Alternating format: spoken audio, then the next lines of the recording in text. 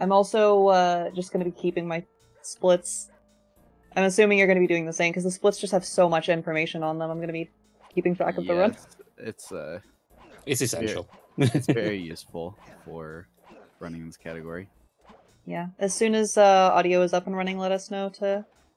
Oh, we're good? Sweet. Alright. Hi! Love y'all. Thank you for showing up for this run. This game is fantastic, and we're very excited to show off this category. We will be doing 100% game collection and coinless. So 100% game completion with no coins collected. Just a little asterisk on that, just to make this category a little more runner-friendly, because this category is absolutely brutal. If you do collect a coin, then you're allowed to reload to a save before that coin has been collected. The category itself is already hard enough, and nobody has managed to do a full single segment run without collecting a single coin in the entire thing, so we do allow reloads to the last known save file if you do collect a coin. But that being said, that is an incredible amount of time lost, so we're going to be trying to minimize those as much as possible. I am Alice, also known as Alice at Wonderland Games. I'm running against xevenstevensx. Yeah, most people call me Stevens, just a little bit easier. Forewarning, there is a very possibility one of us may get a world record today. True. We both have very close times. Alice has a 2:21, and I have a 2:19, which is 2 minutes off. But in the grand spec of it, we're both 20 minutes off of our sum of best. So it's very possible one of us can get a time better than the 2:19.09, which is the current world record for this category. Yeah. We'll be doing our best, and just so we can focus on these runs, we have our lovely commentator, Snuggles. Hello, hello, yeah. Whenever anything gets a little bit hectic for them and they have to focus, I'll be here to hopefully guide people through what's going on. Yeah, thank you. Also, I'm excited to have Snuggles on commentary. One, because he's an absolute sweetie, but two, this category would not be possible without several of the finds that he's found in this game, so it's nice to have Snuggles kind of reliving the category with us. It should be a fun time. Yeah. Alright. Anything else before we actually get started? No, I am ready. Alright, let's do it. Oh. Okay. Oh, you're fine.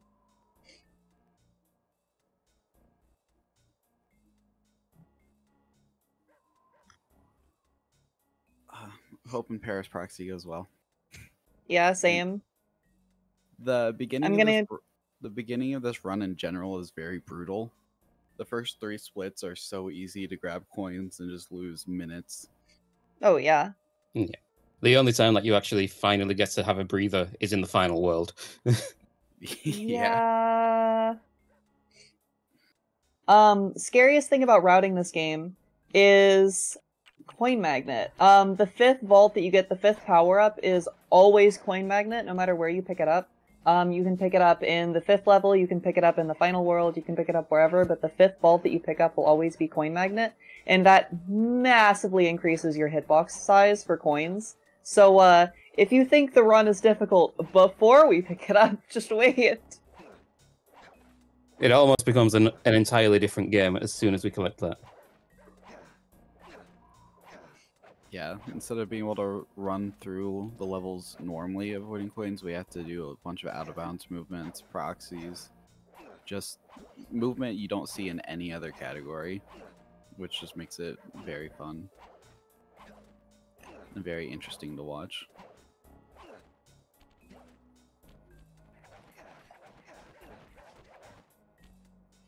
It's also, it's runner tradition whenever we do races in this game to start under the Eiffel Tower. This is out of bounds in the first level, but it's really easy to get out of bounds here, so it's just become tradition to start under the Eiffel Tower. Yeah, the actual play area is like, that's the building you start on, and then you end up going down this scaffolding if you play it the correct way, and go down here to over there is where the van's at. But it's more fun to be here. It's almost more authentic because Sly Cooper would be doing things like that anyway. Yeah. I think Sly wants to be contained by a small inbounds area.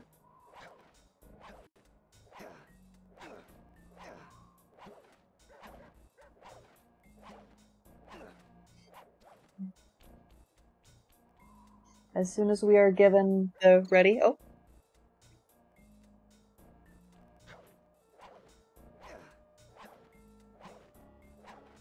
Yeah. Gotcha. Yeah.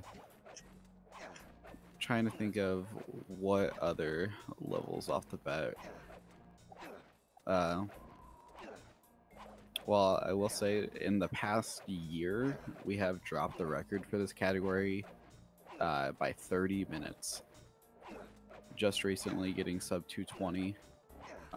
When I first started learning this category about a year ago, the category was the world record was a 253. Which that was insane because the very first ever run was like 12 and a half hours. That was a fun one. Yeah. Just a little bit of an improvement. Yeah. lots of this used to be a challenge run, and it's way more of an optimized speed run now. I'd still consider it just an incredible feat for runners to complete the run at this point, but Yeah. Oh yeah, for sure. I mean, just last night I was on record pace. I was 4 minutes ahead, and then I grabbed 2 coins exiting a level, which just kills the run. There's only one thing you can do, and it's reset your console before the save actually saves the game. Sweet. Excellent. All right, let's get to it. We have a ton to talk about, but we can talk about it during the run. All right, you want me to do the official countdown? Somebody else want to do it? I can do it if you want. All right, Snuggles, do it. Okay, so 3, 2, 1, go. Good luck. Thank you, thank you.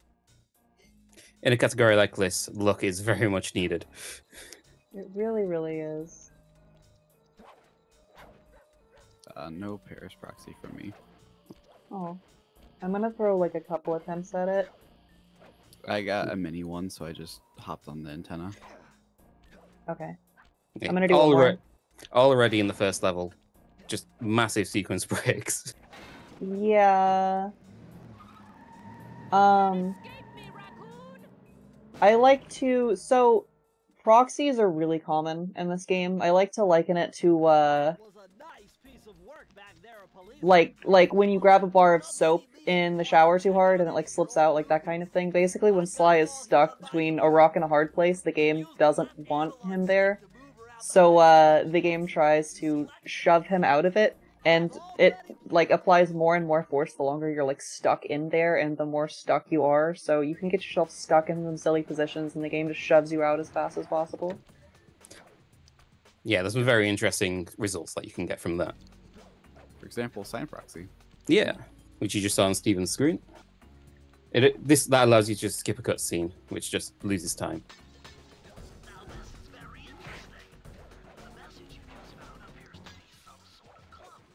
If you've ever seen a 100% run, the routes will be slightly different.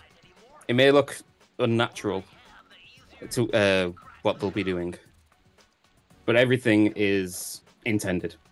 Intended by the runners, not by the game, obviously. It's intended to play this game, not collecting coins. Yeah, everything is meticulous. Yeah. Stevens just did what's called a boost jump. It essentially adds, I'd say, about 1 millimeter of height onto your jump. And it's not very useful, but in the places that it is useful, it's fantastic. Normally, you can't get out of bounds by jumping on the lighthouse like that. Boost jump only just makes it viable.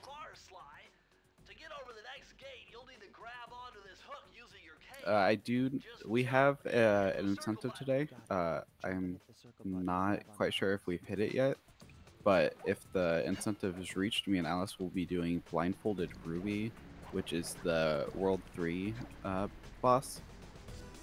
There's a platforming section at the start, and then it's followed up by DDR. It's extremely fun to do, and definitely a challenge blindfolded.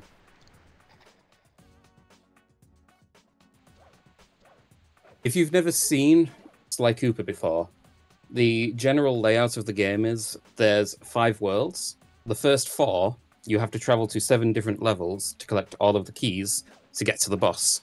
Some of the levels have bottles and vaults hidden in them. You have to collect all of the bottles to unlock the vaults, and the vaults give you power-ups. One of which has already been mentioned, the coin magnet, which is just annoying to deal with, especially for 100% coinless. But most of them are useful, and you will see the use of a fair amount of them through the entire run. Specifically roll. Yes, yeah. Roll is... I love roll. Roll doesn't seem too useful, but a couple of things make it incredibly broken. It's the best ability in the game.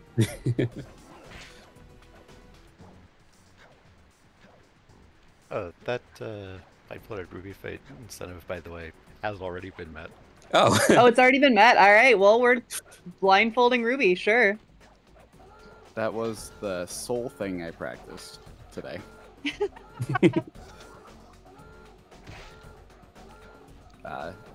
Alice has way more practice on that than I do. Yeah. Yeah.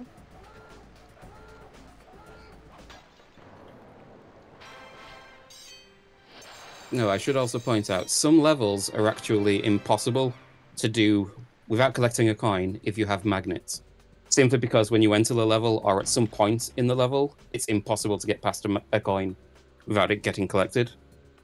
So the routing is going to be going into levels, collecting bottles and the key, but leaving the vault, and then coming back later to collect the vault, except for the levels that are impossible to do with magnet, where that level gets cleared 100% in the first visit.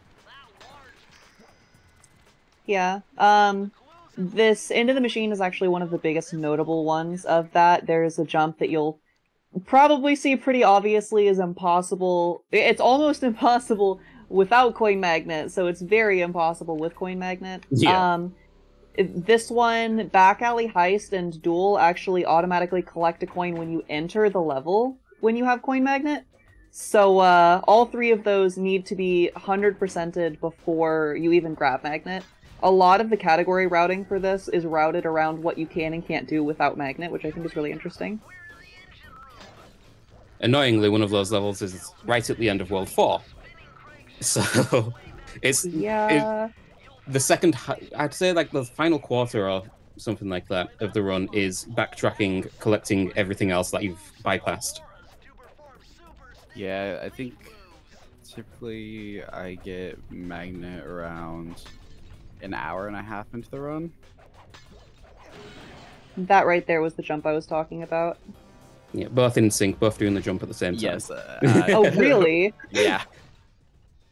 I died in ASA and lost about a minute and a half.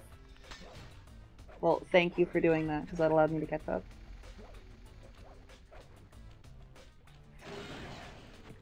This whole level is really difficult. It's extremely long. There's coins everywhere. Yep. Tight cycles you have to make. Grabbing a coin at the end of this level is like a 3-minute loss. It's ridiculous. And which something is you... Go ahead. part of the reason me and Alice are like very focused right now. This is considered to be one of the hardest levels, and we don't even have magnet. Yeah. What you just saw them doing across the pipe there is called cane jumps. Essentially, when you press circle to latch onto a pipe or something along those lines, like ladders, he reaches out with his cane first, and as soon as the cane connects, you can then jump immediately without having Sly being dragged to that object. So you can get further distance on jumps from poles and from ladders and things like that.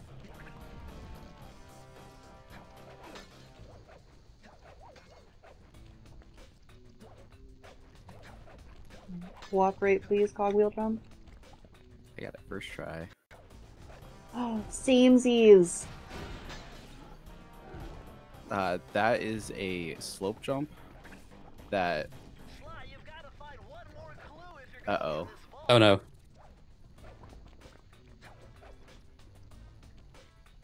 I know which one I forgot. Uh-oh.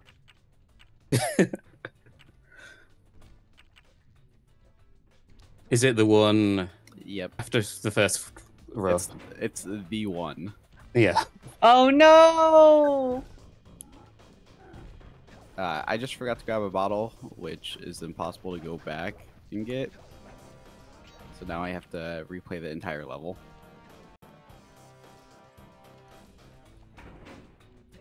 Unfortunately, got that this. is. Yeah, you've got this. That is painful. Speaking of I'm painful, doing one of my silly favorite tricks in the game. This is called a checkpoint proxy. To my understanding, the way that it works is after you die and respawn at a checkpoint, it doesn't work at every checkpoint, but it works at a good few of them. Sly is spawned slightly underground, and when the game is loading in, you wouldn't normally notice that, but if you spam X while he's spawning, then it pops you out of the ground rather than just, you know, places you on the ground. it's basically is. I could go in depth in that if you'd like. Oh, go for it, yeah. Oh, before that, though, Alice is doing a Master Thief sprint now. Once you collect a key and a vault in a level, they give you a time trial to try to run through the level and reach the end as fast as possible. You can understand why that would be a lot of pressure, especially in a level like this. Yeah, especially considering they count for percentage completion. Yeah. So the checkpoint proxies, they're a little bit weird.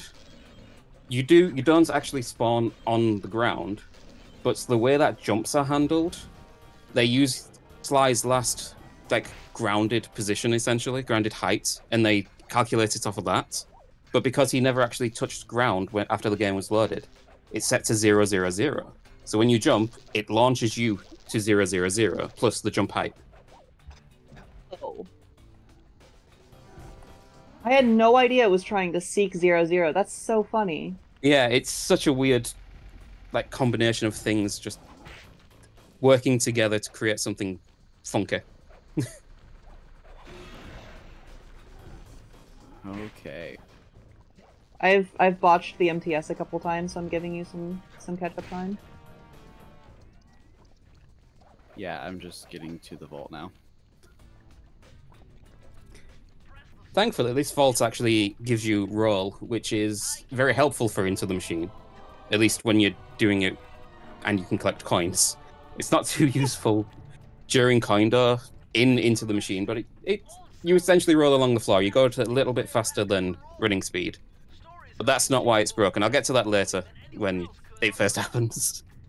I think roll is very useful Into the Machine.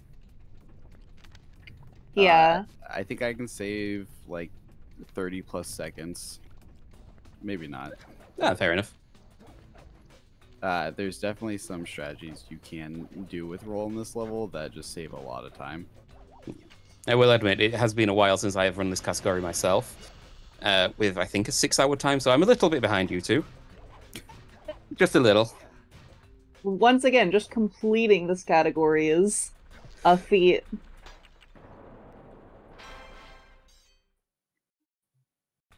Okay, onto the MTS for me.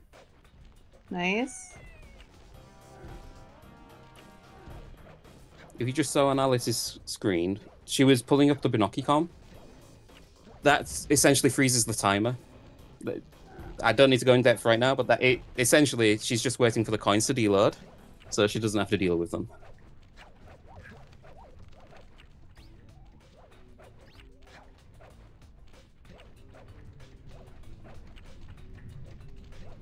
A lot of deep focus is needed. Yeah. Also, Stevens, yeah, you scare the hell out of me when you do that jump. That's the easiest way for me. I think. Oh yeah, the one from the ground where you don't line it up. Yeah, I think I'm one of the few that don't set that jump up.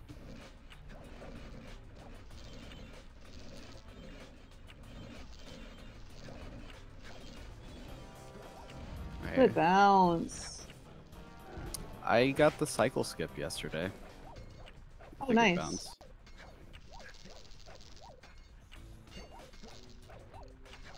I'm gonna try to pull that off again here, but it's very hard to hit.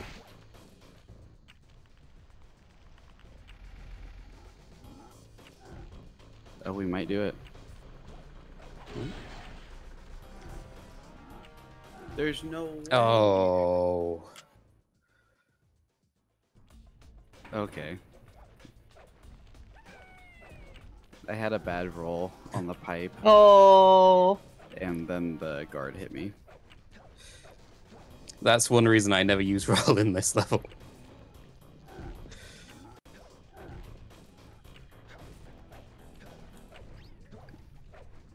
If you're doing ILs of this level, you can use roll and do some crazy, like, momentum. Yeah, watching Momentum the IL world things. record for this was wild. Yeah. IL is individual level. Yeah, In case yeah. anyone's wondering. Which I had the best roll you can get at that section. And then the next section I messed up with a slow roll.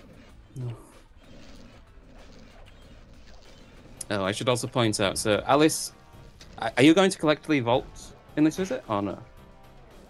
No, I'm doing that reload strat that makes it easier to get back onto the zip location. Okay. For each world individually, every third vault that you collect, it's not actually a power-up. It unlocks an ability in the Binokicon to point out where other bottles are in different levels. Oh! Sorry, I just understood what you were asking me. Yes, Oh, yeah. I am collecting the vault, not... I'm not collecting the safe right before the zip location, because I'm going to reload it to jump off of. That one. Sorry, yeah. No, it's all good. It's actually a saving grace in this run, because it lets you, for example, in this first world, Into the Machine is a nightmare. The very first level is a little bit awkward with the coin right outside of the vault. So collecting those two on the first visit is useful. And that just lets you use the third collection in World 1 as a freebie, so you can use it on levels that you find hard. I think general consensus is that High Class Heist is annoying to deal with as well. Yeah. Yes. The So that's hallway the is pretty brutal. Yeah. So this reload strat. Ah, yeah. So as soon as she is about to put the last digit into the safe, she loads the game before actually collecting the vault. And during the transition, the vault collects and that transfers onto the new loading, the new instance of the game. So everything that was collected, like bottles and stuff, respawn. In this case, she had left a safe in front of a statue, which you will see her jump on, and that lets her do a proxy. It's a lot easier to be able to reach where she does the proxy, I should say. Yeah, and I mean, you can destroy this statue like I do, but the setup is more difficult. Yeah. Or there is a very precise jump you can do. Very nice. Thank you, thank you. The game was really trying to go for like that comic book-esque feel, which like it nailed. It did a very good job. Oh, yeah. Hold on. Okay. However, it fades in and fades out as part of like the aesthetic for that comic book feel. And because of that dev choice of loading the game in and out and not taking away control from you, there are some really broken things we can do with loading mechanics and stuff just because of that development choice. Yeah. You will see some of those later on. They happen a fair amount. There's actually like versions of it in every category now, which is insane. Like the way we do any percent now. Oh, yeah. Yeah, there's been recently, well, like within the last year, there's been a lot of new any percent stuff that's been found. Sorry. Focus up for a second. Very nice. Very clean. And that was actually a 2-second gold for that level. Nice. Congrats. Ooh.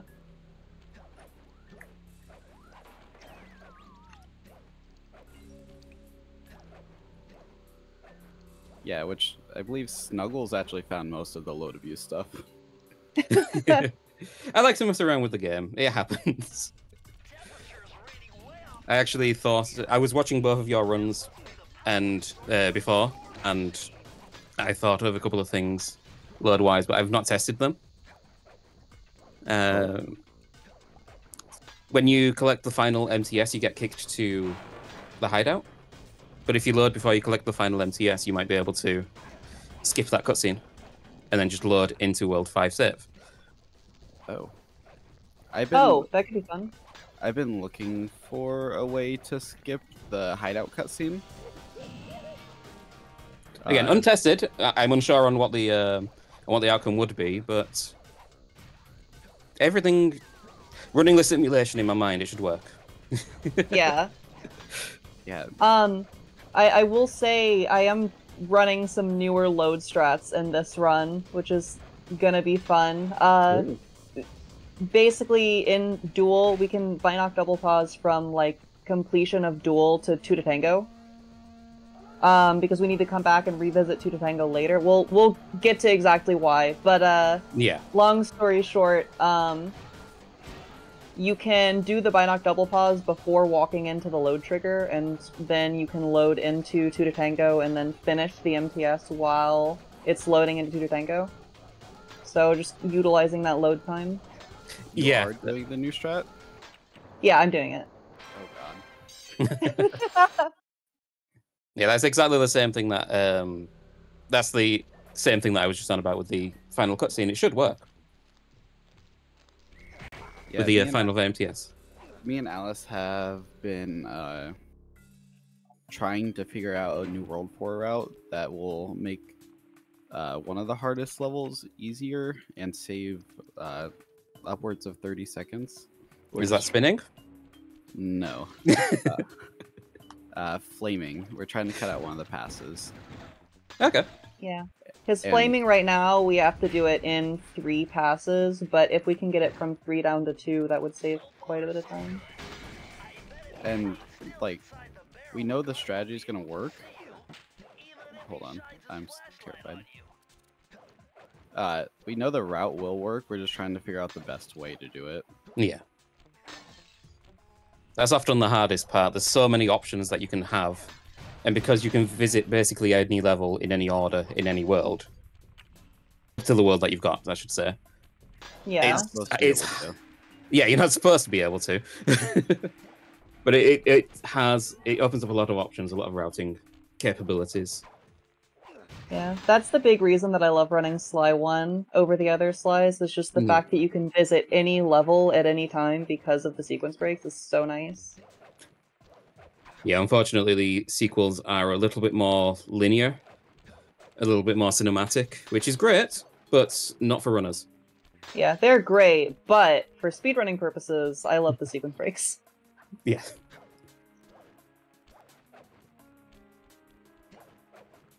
Running into a few more problems than I would like in ACD. Oh. You got this, you got this. Yeah, you can do it. Nice first try, Proxy. Okay. One thing that I failed to mention on Alice's stream, which you will see on Steven's, is he's going to go up back to near where the entrance to the level he was just in is, and he's going to actually jump off of a projectile from the enemy. There's very few instances that you can do this, but it essentially lets you jump 4 times. Yeah, doing Loogie Lunge has just become so commonplace, I forgot that it was even a thing I should probably mention. I'm just enamored by both of your gameplays, and I'm forgetting to mention things like that. Oh, Alice is coming on to the first minigame of the game. Minigames are special. Yeah, first of all. But minigames are special where they only house a key. They don't have any bottles, vaults, or an MTS. So they sound like they would be some of the fastest levels in the game, but they turn out to be some of the longest just because of the minigameness of them. Yeah. If a crab grabs any single one of these, then I have to restart the game. So, crabs is probably my least favorite. yeah. Well, I'm not. Hacking is my least favorite, but we don't Yeah. on the run. But it's so sad because hacking has such a banger soundtrack. Oh, I know. Yeah, unfortunately, on my model, I can't even see Bentley. Oh!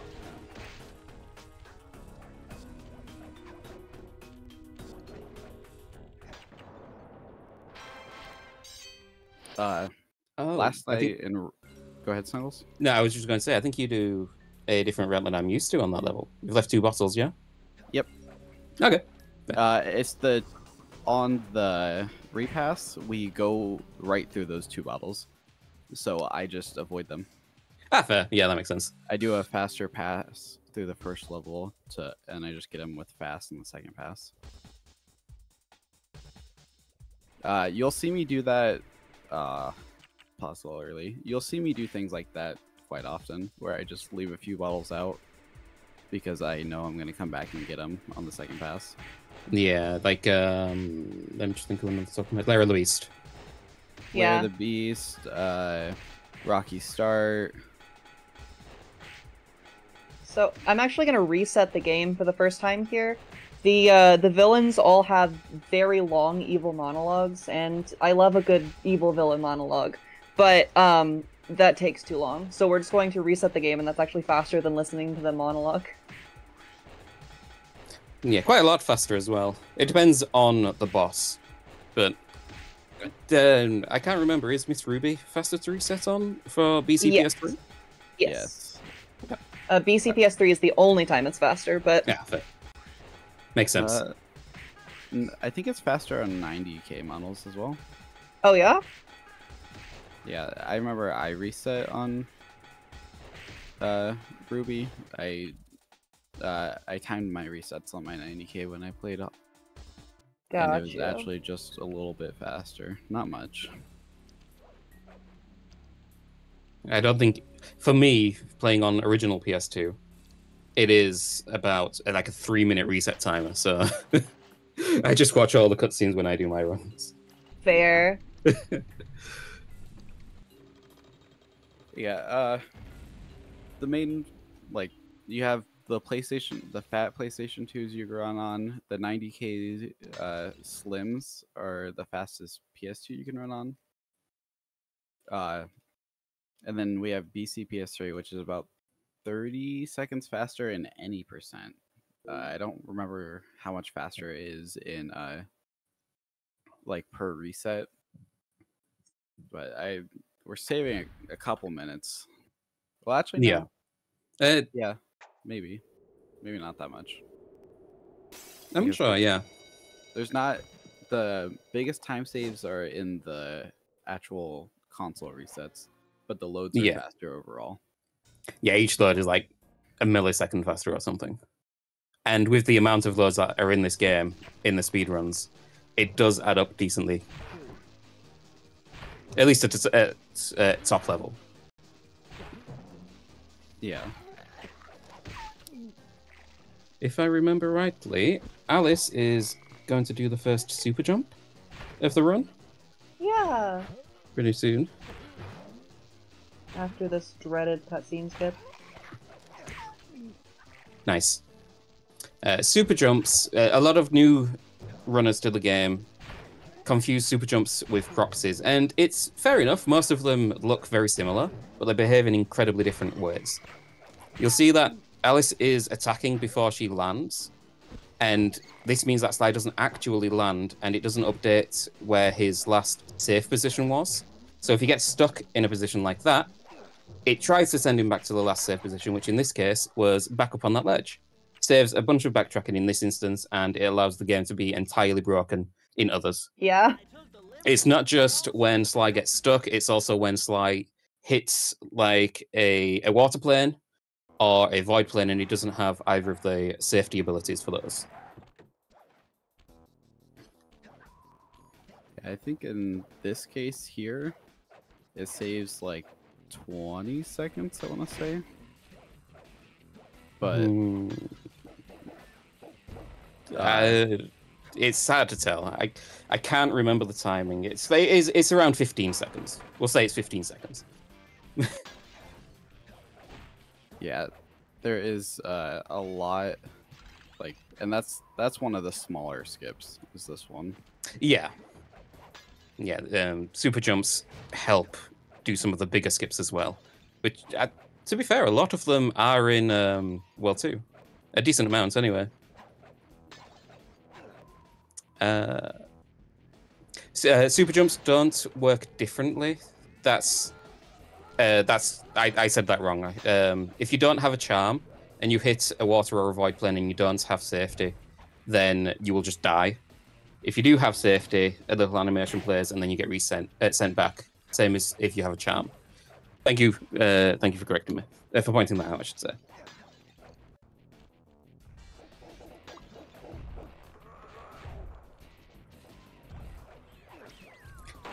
For a lot of the hub worlds, once you start a world, you start in a level, and once you complete that level, you get sent to the hub world. And a lot of the hub worlds, it's faster to reload the game and be spawned in a position closer to the other levels. Actually, no, I think it's all worlds, isn't it? Yeah. Yeah. The only downside for World 2 is that the spawn point for loading in the hub is right on top of a cutscene, so you have to do 2 loads. Yeah. This is our first Escort Murray level. I didn't even need to do it.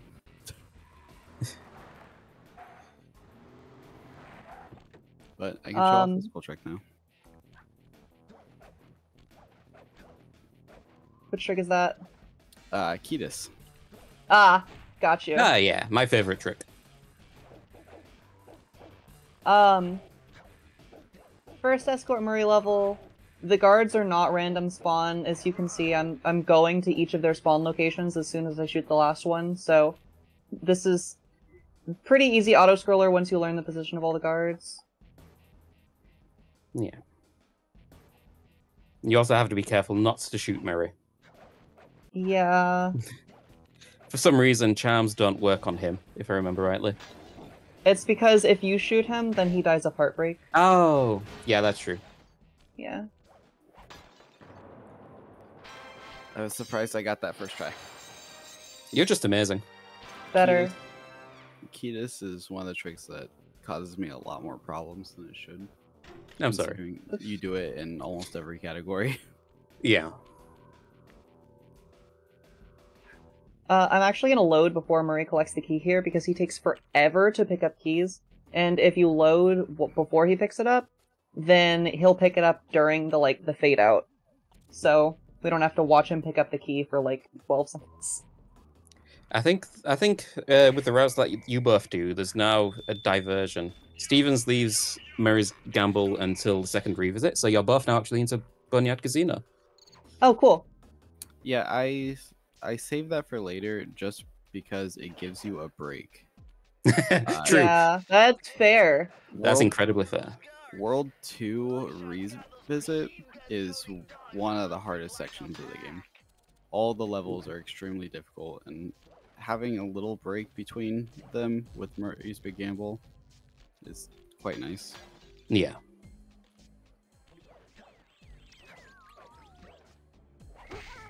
Also, you'll see that the routing for the start of this level is a bit different between them. Stevens is playing the intended routes, as intended as we care to do.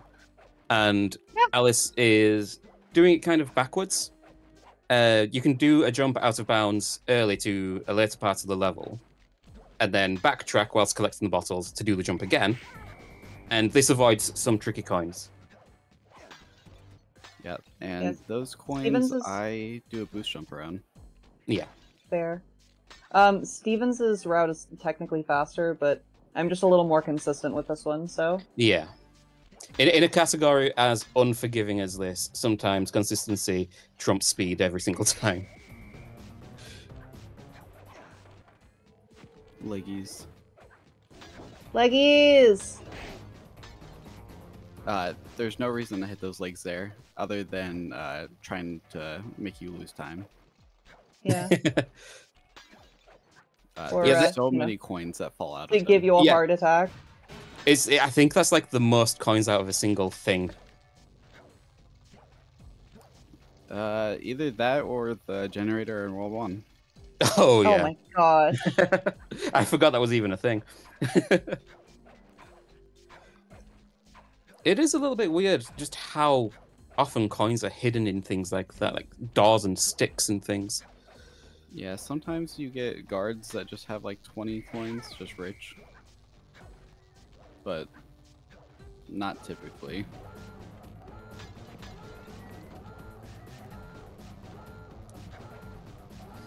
Oh yeah, important question. Are we skipping any fish? Oh gosh, don't ask me that. I don't know. I either feel great about the trick or I sit there for like 8 minutes trying to get it once. So like, Yeah, there is no in between. Yeah, I have not practiced fish skip in a long time. There's practicing fish skip? You have to if you want to do it. You just roll the dice, don't you? No.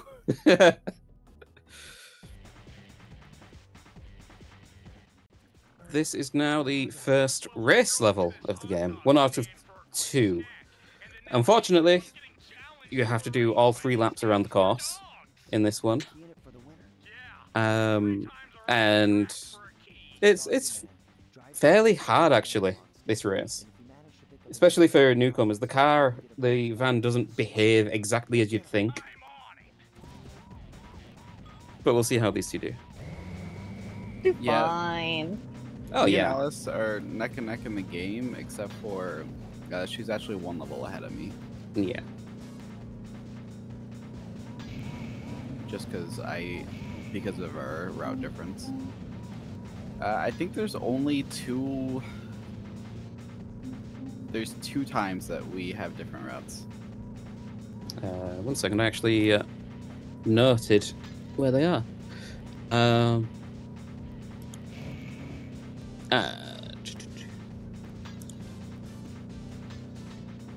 Yeah, I believe they're both in World 2, just on different passes. But I don't actually remember the exact route Alice does. I think so. I think you both do straight to the top key bottle, and both just enter and leave 2 to tango, and the level that the name escapes me. Back alley. Back alley. Yeah, the illegal level, the one that is such a terrible terrible level for this. Yeah. It's actually gotten way better than what it was. Oh yeah. Yeah, for sure. That level does not scare me as much as it used to. Yeah, my heck jump feels very consistent. Okay. So the only other differences really are that I saw in the runs were that Alice goes to 2 to tango first and does that, and then straight to the top on the revisit. Whereas you went 2 straight to the top and then 2 to tango. Stevens, I'm unsure why. Because I wanted void immunity for straight to the top MTS. That makes a lot of sense. But now I do arrow proxy because it finally clicked with me, Hey, nice. Yeah, best And trick in the that game. and that is why they're undied. I normally I do a void. I would void and be far away from the key or the exit in the MTS. In arrow proxy, you land directly on top of it. And I forgot about the coins that weren't going to be despawned, and I collected them as I was exiting that level. Oh, yeah, that's painful. There, right there was a catapult, just a cheeky little proxy to skip the first half of the level. Cheeky little proxy, innit? Yeah. Innit, bruv? I think that's a really old known trick. I don't know. I can't remember when. I did have a look up, but I can't remember when that was found. I've been running this game for 3 years at that point, and it was found way before I started. And there's arrow proxy. It's that simple. Just jump. I don't know what happened. I was practicing one day, like just the other day, and it just clicked with me. It's weird how that happens sometimes. Like it's not just in speedrunning, but just having a break, having a breather, and then coming back to it later. Everything just clicks sometimes. A really bad coin there. It took me like 5 or 6 attempts on arrow proxy. Oh well. Now we're doing box proxy, which I dislike this trick. It's very easy to do, but seems it's like hard to get the exact launch you want every time. I'll send you a video. I have a setup. I do too. I mess it have up. a setup? I know. That is not good. And guess what? It uses a D-pad. Oh! Unheard of. Yeah. I gotta think about what I'm gonna do. I might do a different route, a little bit of a different route here. Ooh. Because I lost both my charms. That is a pain, yes. This is like the one big spot in the run where you want to make sure you have at least one charm. You lose them both. If you lose all your charms, you can lose like a minute in World 2 just from not having a charm. Yeah. Also, I didn't. Charms weren't explained. Charms are essentially extra hits. Sly dies in 1 hit from anything, but you can have up to 2 charms, and they just let you get hits 1 or 2 extra times. Kidding me. That's painful. Got a bottle. Oh. I got it.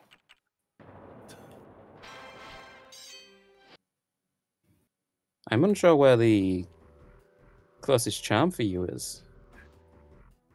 Back alley heist is one we go past. Oh yeah. I'm going to try something. Hopefully not mess up my routing.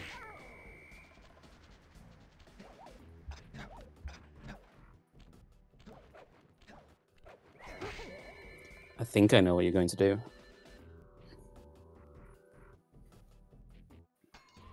Which, this is a bit terrifying. Fuck.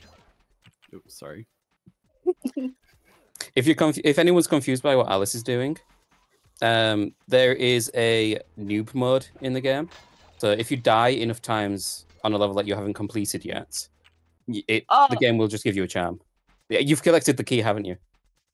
Yeah. Oh no. Free time loss! I forgot that collecting the key disables the free charm. It's okay. 2 to Tango is a fairly easy one to die in.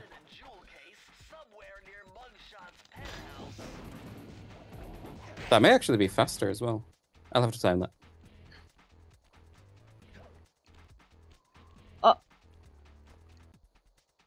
It won't let me die! What is this? The game just likes you too much. Fine, you know what?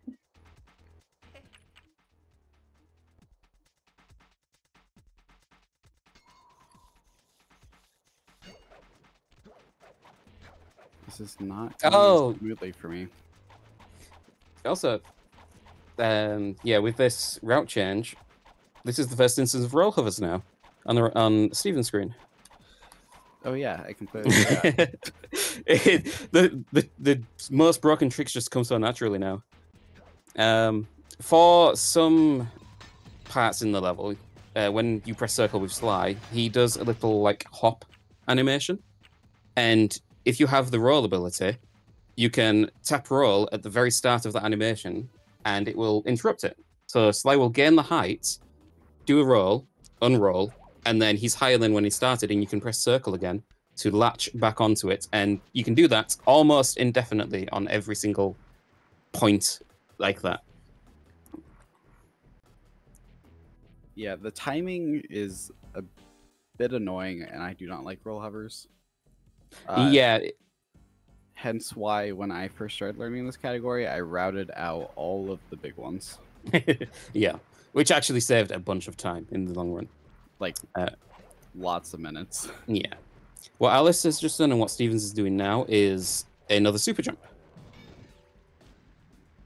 But as Sly is returning back to his original position, he is physically intangible, yet he can trigger portals into other levels. So there's a portal for the World 2 boss just behind there. The massive mugshot of mugshots is actually a secret door, and the boss level is behind that. And it's only just in reach by doing that super jump. Yeah, like it's crazy. Like messing with task tools, like how perfect that trick just works. Yeah. If anything was off a little bit, that would not work. Which is wild. It really is weird how some of the tricks in this game, they seem almost intended. Like, Yeah. as in they were known about, but just left in only just possible. And then there's no world free skip. Yeah. It's there. It's there. It has to be. One can dream.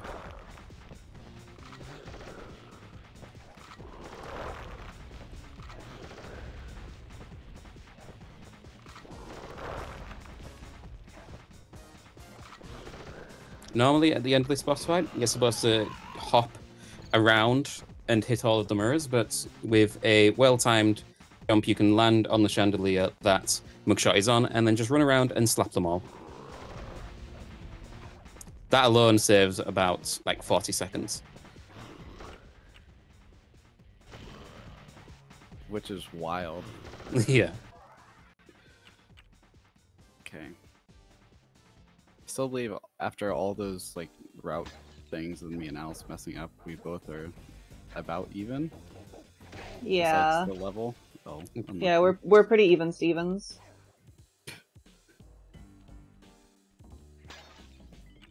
I'm getting unlucky. You're with welcome. points.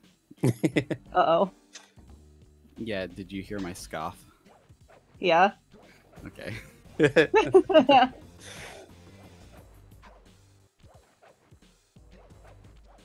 So this is Back Alley Heist. This is... When the category was first conceived, this was one of the most nightmarish levels there is. Some of the strats are odd. Some of them are stupid. The entirety of the level is annoying. Yeah. And this is another one of the levels we have to do all three key vault MPS in one pass. Yeah. Well, as without a revisit.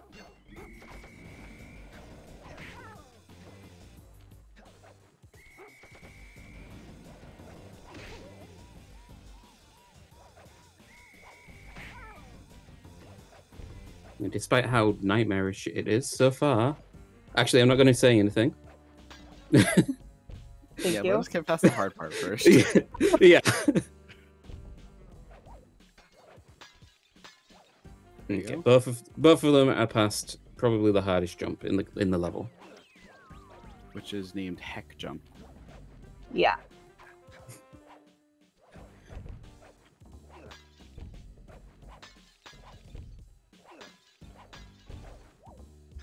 But we're not over because there's a lot more coins in the second half of this level.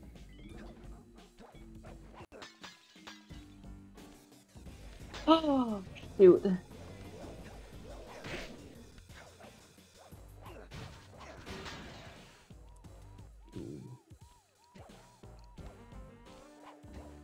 Almost. That's okay, that's okay, that's okay. Yeah, that doesn't lose too much time.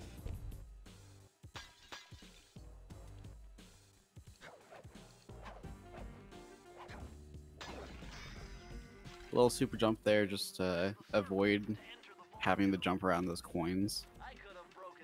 Yeah. Those coins are... It's possible to jump around them, but it is very, very difficult. Yeah. Unfortunately, Alice didn't succeed with the super jump, and so viewers managed to get both sides of the story of that. Yeah, usually you can either go for the jump back. Oh, what am I? Oh, I'm watching this. Yes. Yeah. I was. Do not Don't reload. I just like blanked out for a minute. I was like, wait, why am I watching this? I've been running all vaults recently, which you just. Oh, that's also the wrong thing to do, but that's fine. Yeah, you can either like go for the jump back and potentially grab a coin, or you can just grab the key and cut your losses and just play the level in extra time and then get the vault. Alice actually showed me a third option. There's a third option. Is there a roll hover? Oh no, I wish. Just if you just die, you respawn halfway through the level. Oh, that is way better than what I would do. Oh yeah, it's way better if you just intentionally die. Yeah, I had not thought about that at all. I didn't actually think we collected that checkpoint. Yeah, you kind of accidentally do when you do the jump up on the awning after the dogs. Ah, yeah. I can see that. And we got the super jump. Nice. If you do if you do a super jump off those AC vents, you can keep your height and just skip having to go through all of that building. Yeah, platforms which bounce you are a little bit weird. They try to send you in a specific direction, but if you do a jump off of it, you can manipulate that direction, and you're still getting the height.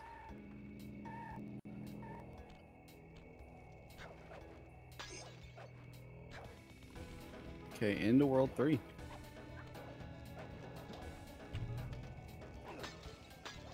That wasn't Alice. intended, don't worry. Yeah, Alice is just dying to reset life count, so she was at 0. Yeah. If you die in a hub world, you don't get a game over screen.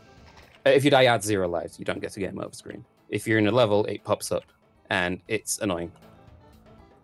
Yeah. I've died a lot, but I've grabbed a bunch of extra lives and just loaded my deaths. So, yeah, my life count should be good.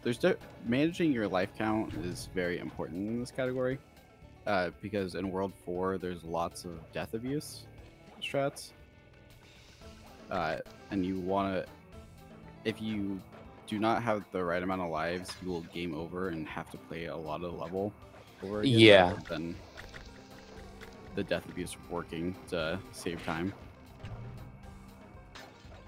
Every accidental death, I should say, it can set you back minutes later on in the run.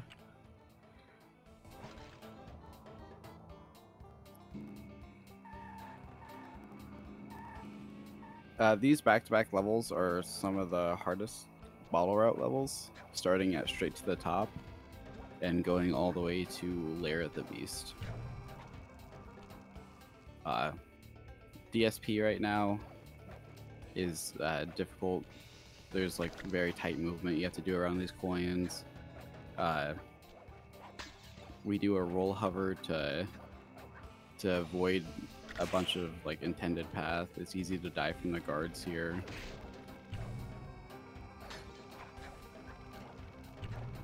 When your guards are paid just a little too much. What, 2 coins instead of 1? That one just dropped like 20. I don't know what you're talking about. I missed that. It was the 3 halves of the, or the 3 halves, the 3 parts of the swamp guard, yeah. Yeah, those enemies are some of the worst to ever have to deal with in this game.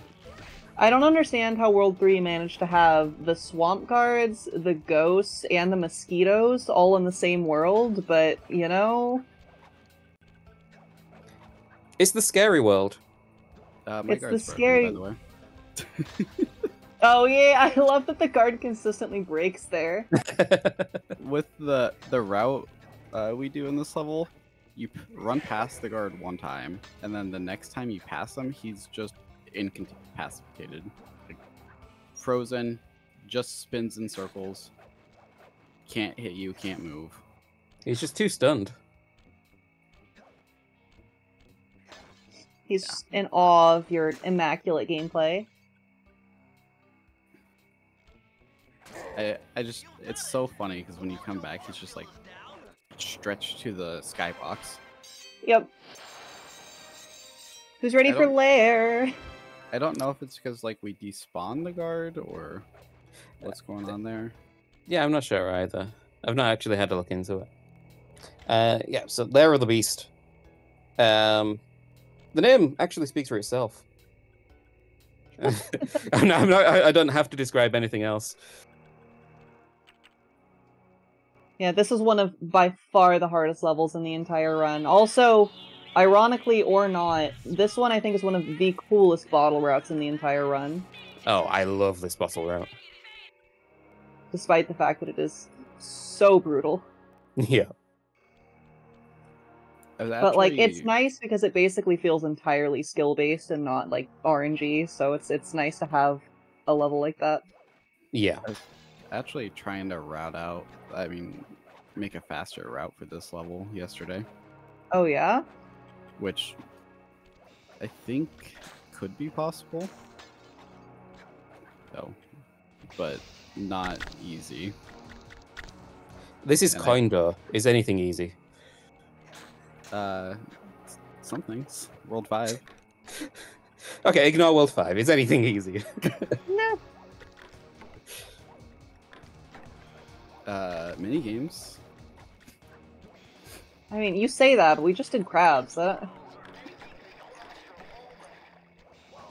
Went pretty well. is true. Neither of us failed crabs. Yeah. Okay, I'm gonna focus up and try to hit these jumps. Normally, there's a massive... I think it's a snake. It's been so long since I've actually done it normally. A snake which is supposed to chase you back through the level, essentially, on a different path, which is the path that Alice is going down now, and that Stevens will be going down soon, in about 10 seconds. But by doing a jump over the bones, you skip the trigger, spawning the snake. So you can take a nice leisurely stroll across the branches, and do some bottle jumps as well. The bottle jump is so cool. I love the bottle jump. It's so cool, but it's scary. Either you jump off of the bottle or you get a bath. It's one or the other. Not a bath. Anything but that. Oh, this is also one more difference between both of your routes. Once Stevens has collected the bottles along the main path of the level, he carries on to the key, whereas Alice reloads and goes the any percent route, essentially. The any percent plus route. She jumps down and collects some more bottles and avoids some keys. Yeah, there's actually only a few second time difference from it. Yeah, it's a lot safer and a lot easier. Yeah, I am not skipping the fish. I'm gonna try it. I want to show our wonderful viewers. See if I can get it. I'm gonna try. Fish skip, fish skip.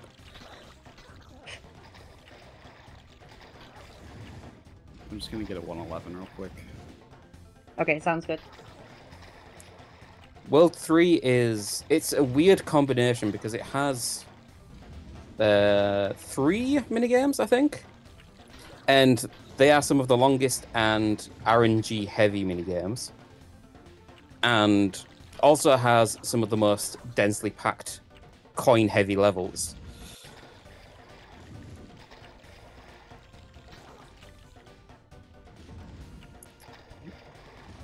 I'll try just a couple more times. Yeah, the entire trick of Fish Skip is rub Sly's face into this corner until he doesn't like it anymore. Yeah, which you basically have 40-ish seconds. Oh, We just finished the level at the same time, even though we did it completely different. I think that was like 5th try Fish Skip with 1 knockoff. Something like that.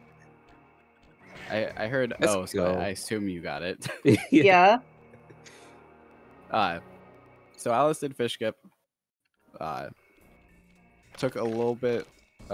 You can do it a little faster. And then I did the entire level, and we finished at the same time. But that was with me playing near perfect. Yeah, your fish was fantastic. I didn't Always keep. is.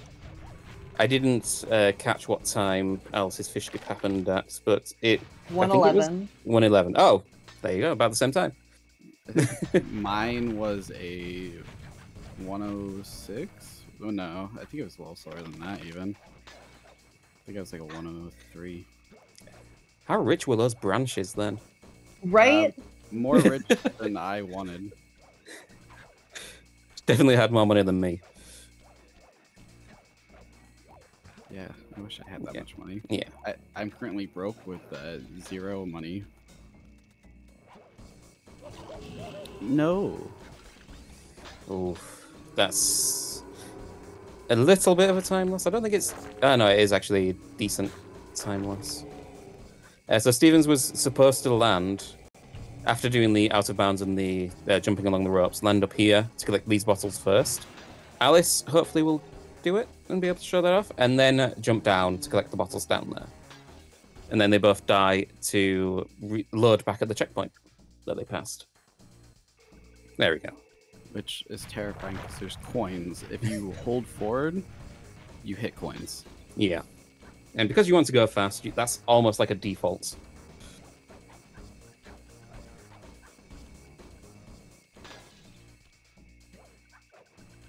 This whole level is terrifying. World 3 It is isn't- terrifying, not because it's like scary, but because there's coins everywhere. Oh no, money. Fine.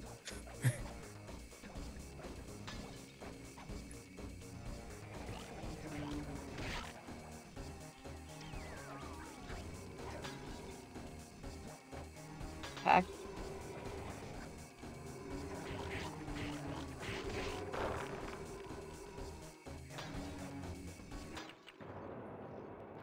And I'm on my way to the second mini game of this world, Ew. which is chickens.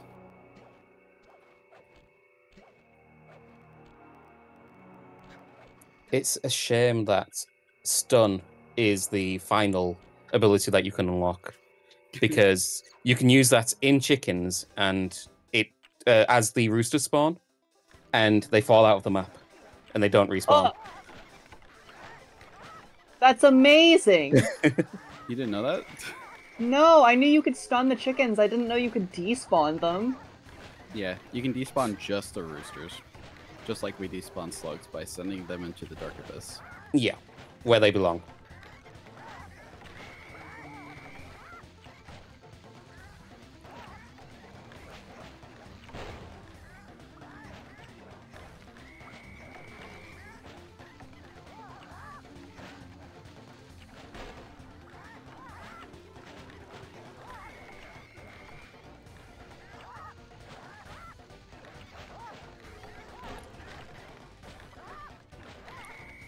Also, I know that you like doing it. Are you going to go for first floor skip? Oh, always. Yeah. I'm gonna throw an attempt at it or two, but I'm Yeah. less likely to get it than Steven. Yeah, the next level is essentially an auto-scroller. There is a full level skip, but good luck to anybody who wants to try that. Oh my gosh, that's precise on so many levels. Snuggles, I believe you're the only person that's ever done it with human input, but from a save state. With many save states. Yes. Many save states. That's why I said human input. Yes. Very intentional choice of words there. This is basically at the start, you had to do a precise movement to get onto the side of the boat. And then you sit on the side of the boat for a little bit up until this guard right here. And then you rub up against the guard and do a spin, and it'll launch you to the final trigger. Well, the key. It doesn't sound when you say it like that, it doesn't sound too crazy. But when you are controlling, I can't even remember what it is. Is this a skiff or was that in Fish? Skiff. Yeah. I call them both a skiff, honestly. Yeah, when you're controlling the skiff. Oh, come on! Yes. Nice. So Steven's just got first floor skip. Oh, close. Yeah. That's a terrible thing to do. No, okay, terrible thing to attempt, I should say. When you're controlling the skiff, it's like a twin stick shooter. The right analog stick is where you aim and shoot, and it's got the entire range of the circle of what you can do with the analog stick to aim. So doing precise movements and turns with it is impossible. Shout out to the guard who can't hit you as long as you stay in the corner of the boat. He's not paid enough.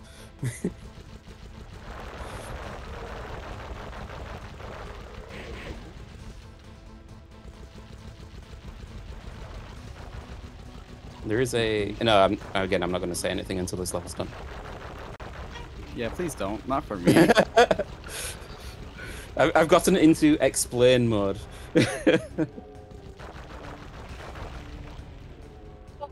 Oh, I didn't get that. Okay. Also got first floor skip? What is this? Oh my god. Okay.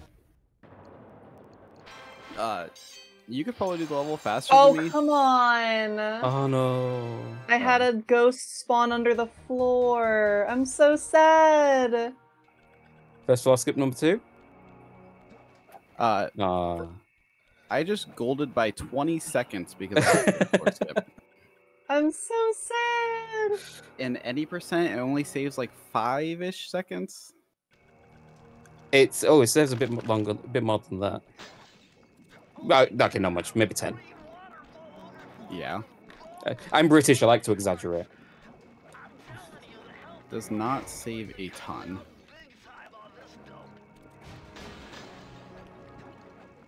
But in coinless runs, there's so many coins in that first section that you just have to sit and wait out.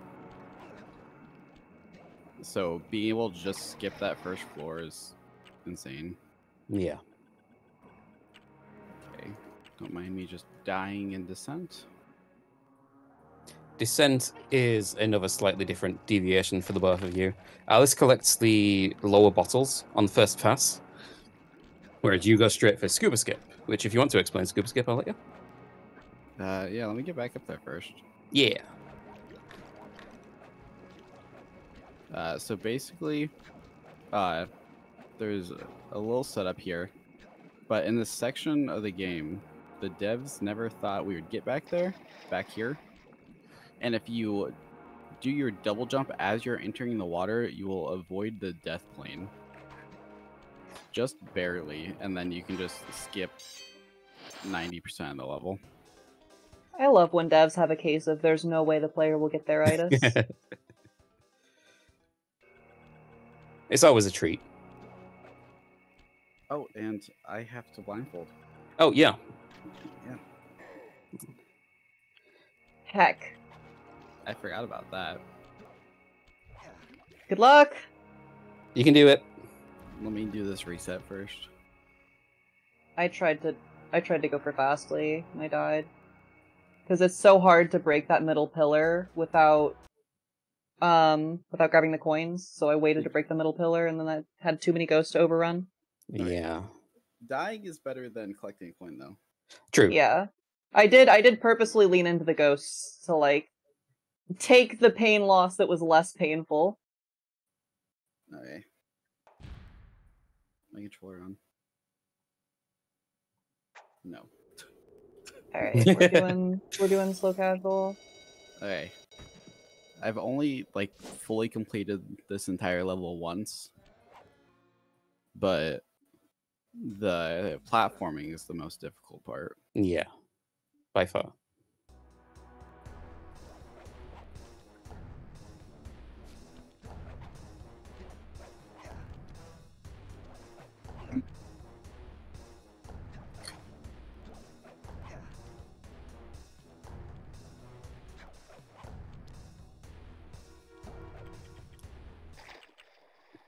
I think I just barely missed that. I went too far left, I believe. Wait, so does Steven not collect any bottles on Descent First Pass? No. Not on the lower ones. He collects the ones around Scuba, and the little safe that you jump off of. Wild. The route that he does, it's interesting to watch, actually. It's about 30 seconds faster. Ooh. Okay, where is this spike at?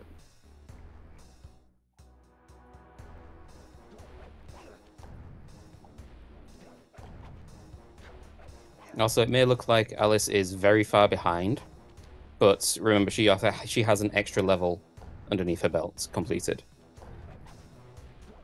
So it's actually a lot more even than it seems.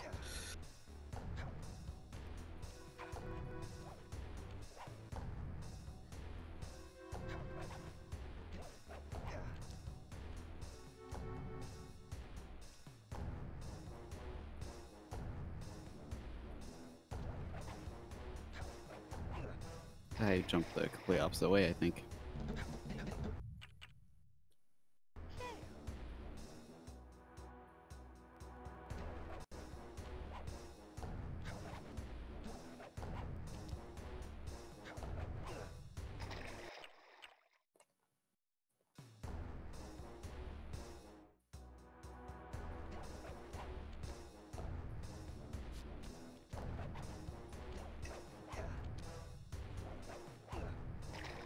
Oh, that was a gold.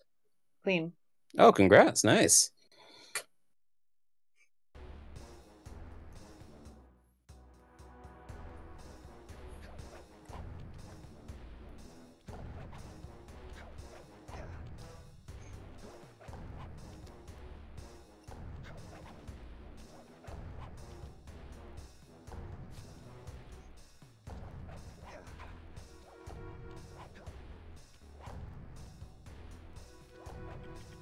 Come on.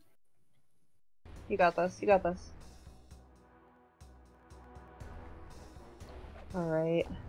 I'm gonna have to put on my blindfold here in a second.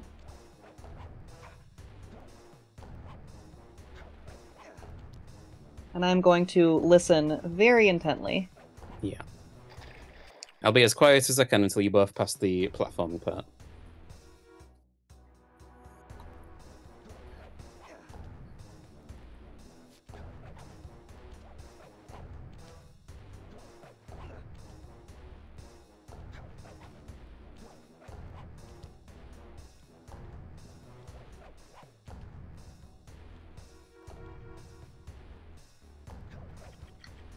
Right.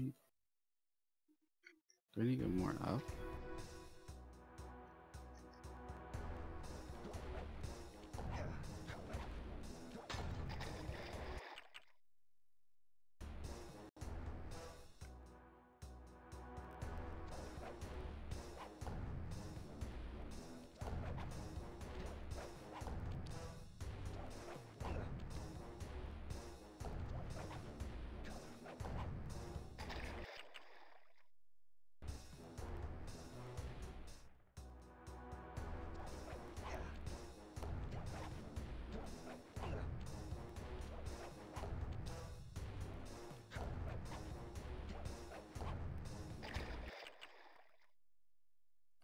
You can do it, both of you. You've got this.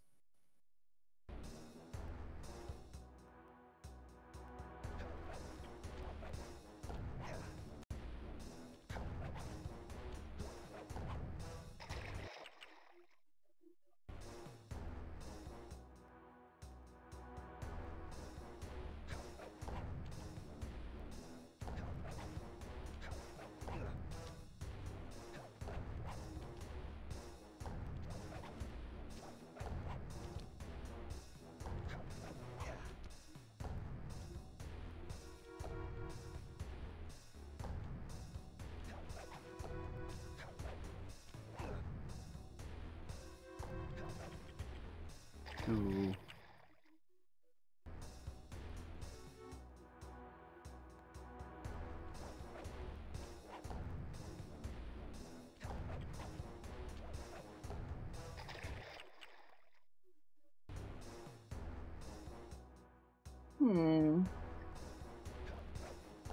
I swear we both practiced this.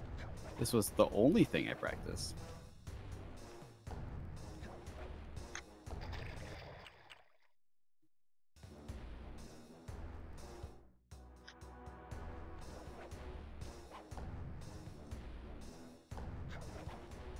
We got this, we got this.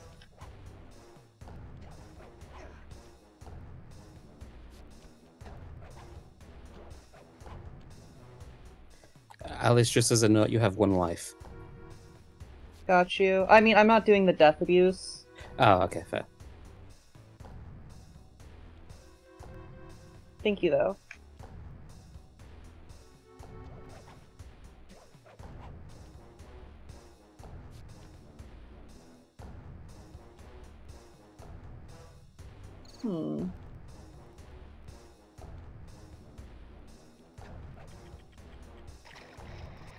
I can't remember which way the second to last spike is. Second to last is slightly to the right of the platform, and then platform is in between it, and then slightly to the left is the last spike.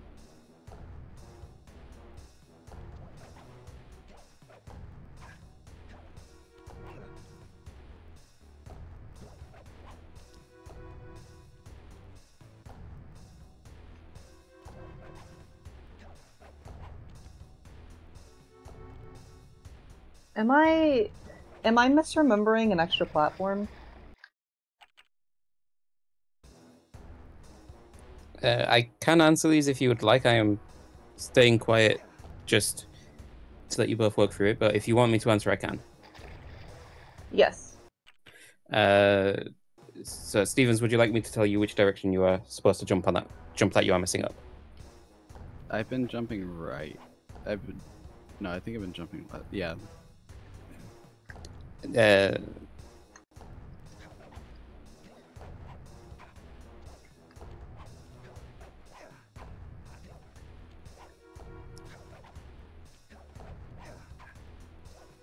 I'll wait until you get to it.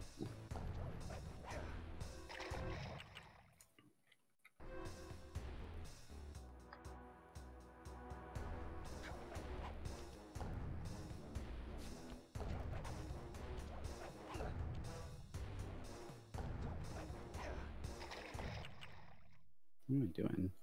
Sure.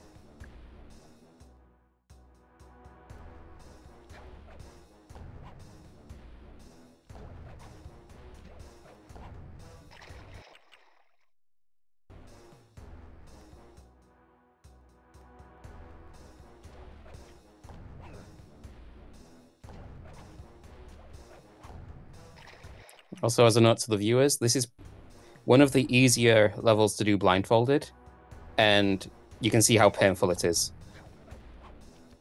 Just imagine a full run blindfold.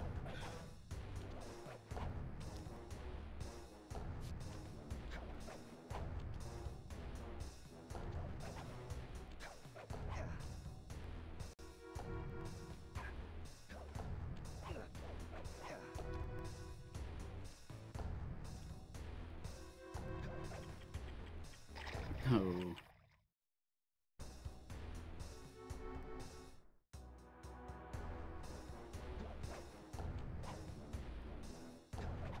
Alright. So this is the one that I'm not sure. Is there another platform in front of me before the spike, or is it just a spike neck? So it's a spike, then a platform, and then it's to Miss Ruby. Would you like me to tell you which direction the spike is? Oh. Damn it!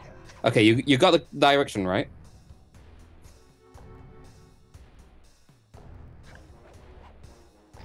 Alright, I know where I'm messing up. I got this. That's the hardest jump. That one right there.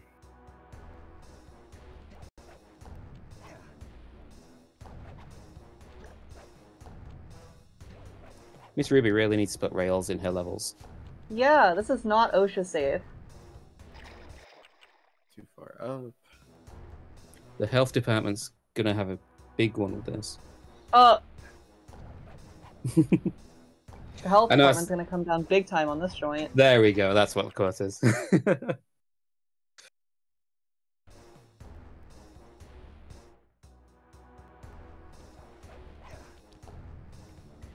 Everyone believes. Everyone's sending good luck. Yeah. I almost want to go for the out of bounds. It might be easy. Right?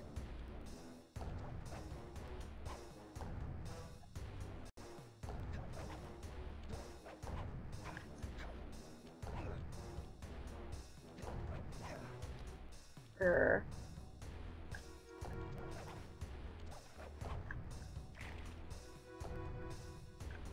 Did I die? You went in the water, yes. Okay. I didn't hear the water. It's always the silent water that gets you. Why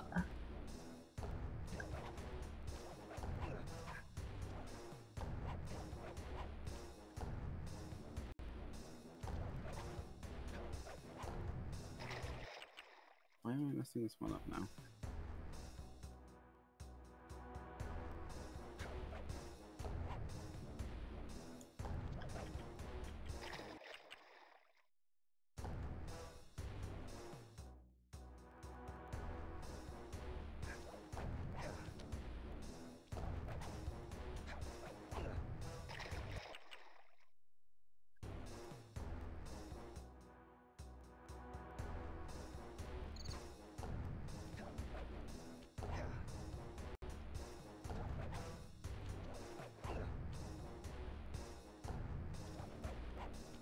I actually didn't anticipate this incentive taking this long.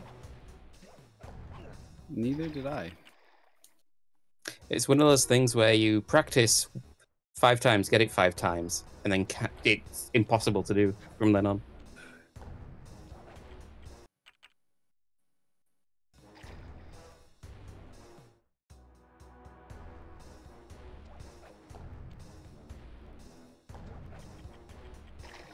Oh, okay, so I was wrong, Alice. There's 2 platforms. I'm sorry. It was hidden behind the other. I forgot about it. Oh, the little short one right before Ruby? Yeah. Okay. Sorry. Yo, you're fine.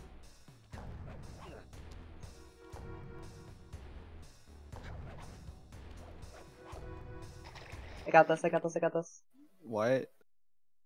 Where am I missing that platform to? Am I too far down, Snuggles? Sorry, I was checking the chat. Which one was it? After the second spike.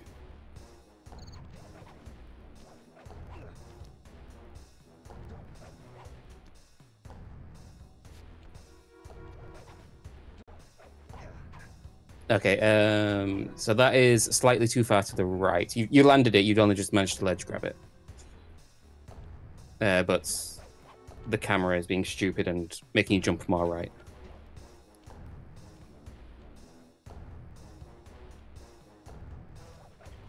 Ledge grabs change the camera position?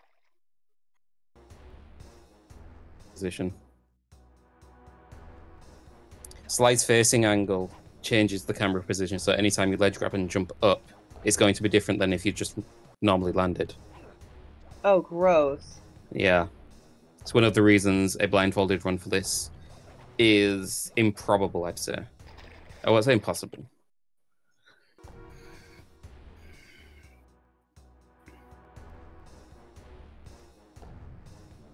That platform right there is probably the hardest one for me.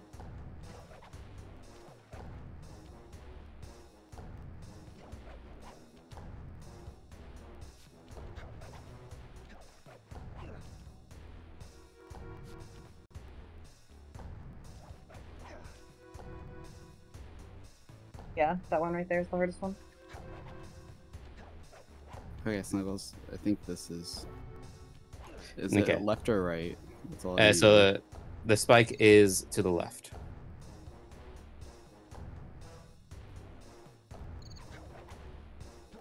Oh, No, I And- mistimed it.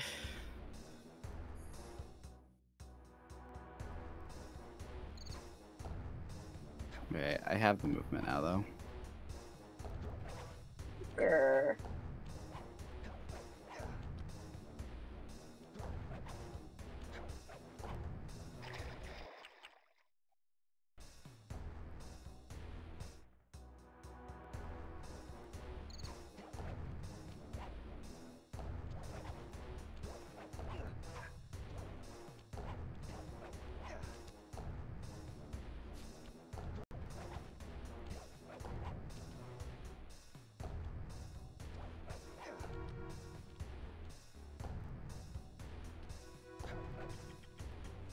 Not far enough left. you were one jump too early on that.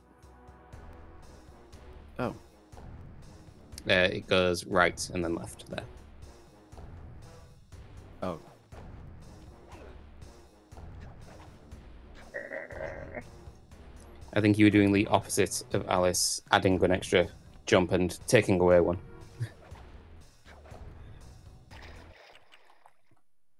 The spacing for the jump after that second spike is difficult for me. Am I overshooting that platform?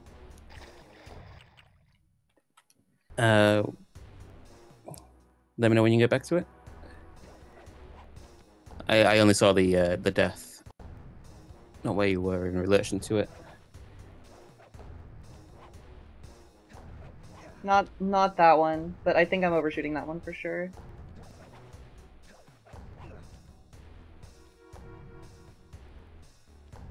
I think I just ran off the edge. Yeah, unfortunately. Okay, I so didn't- this one snuggles. Okay, so this one, I think you were jumping. So that's not right enough. The camera angle has turned to the left a bit. Oh, okay, got you.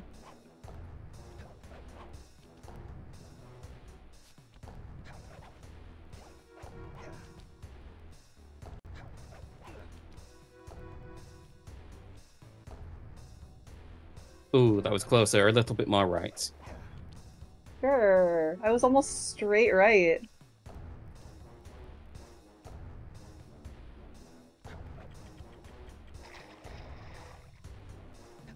Darn I don't know when we should just call it. Yeah, I'm unsure right as well. it. I believe it.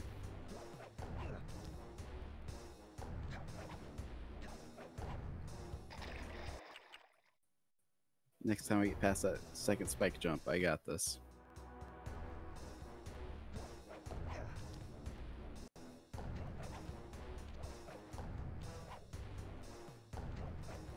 Oh, you were nearly there. You needed a little bit more distance. I don't think you're Distance. Okay. I don't think you're getting momentum preservation from them. All right. Okay. I believe our estimate is way higher than what Yeah, we'll our probably estimate should be go. way higher than both of our times. So that helps out a little bit.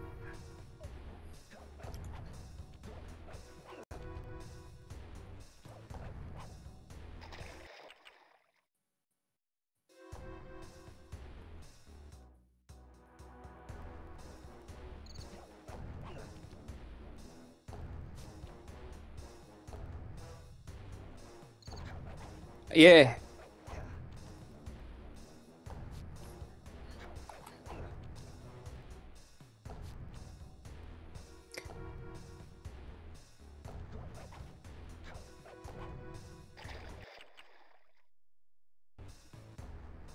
Just need to get past that jump.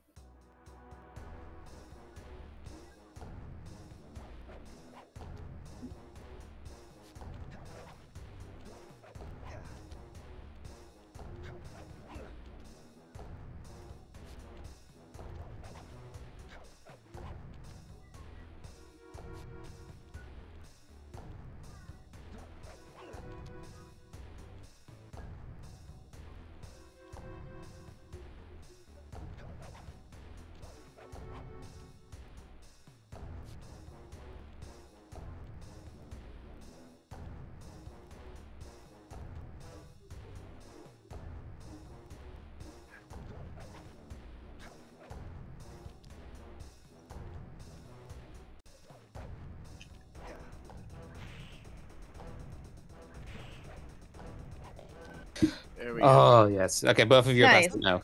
go. We passed it at the same time? Alice had it one try, or 2 tries before you, I think. Oh, it's not over yet, I will say. Am I free to speak? Yeah. Yeah. Okay. Yeah, so this part is entirely scripted. It's essentially Guitar Hero, but very, very bad. And so it's easy to memorize the buttons. It's only 4 buttons that you have to press, or you can mash them all. Either way works. But there's normally 4 phases. The first one, which was the platforming. The first one, which Stevens is on now. The second one, which Alice is on. And then the third one, which we just skip, thanks to doing a double load, which I believe you'll be taking your blindfold off for it? Yeah. It's too risky. Yeah. It's tricky enough, especially for newer players, to do when you can see.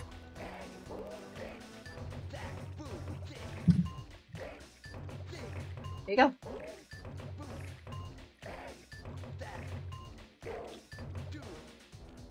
Nice. Flawless double load. Essentially, at the end of that third phase, you can get an extra double. On every phase, you can get an extra hit in on Ruby, but it doesn't take down her health. The way... Oh, no. I should spawn at the third phase, though, right? First phase. First phase, okay. Yeah, there's only 1 checkpoint. Yeah, the way that the game handles finishing the boss is it checks if Ruby has 0 health and if Sly has hit her. And for some reason, she starts off with 3 health but requires 4 hits. So after the 3rd hit, she's at 0 health, and then you get an extra swing of the cane to deal another hit, and it just ends the level early.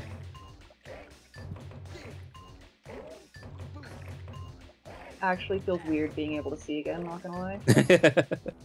You're free to put the blindfold back on. I think I'm going to ask Okay. for some quiet during the second phase. So Yeah, absolutely.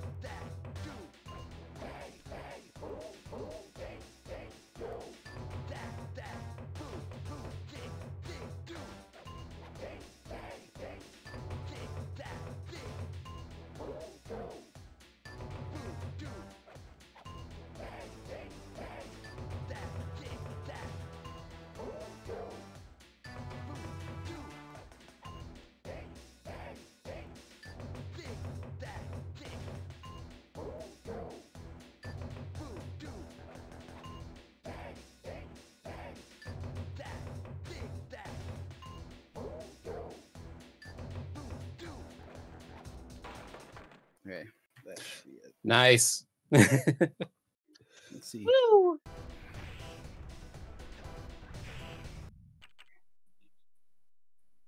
There we go. And thankfully, neither of you missed it. If you missed that double load, you have to do the entire level again. Yeah. It's actually... Oh, go. No, go ahead. It's actually probably a good thing that we took as long on that as we did, because my best possible is still just over a 230. I was so... actually just about to mention the same thing. That's yeah. what I was saying. My best possible is still 234.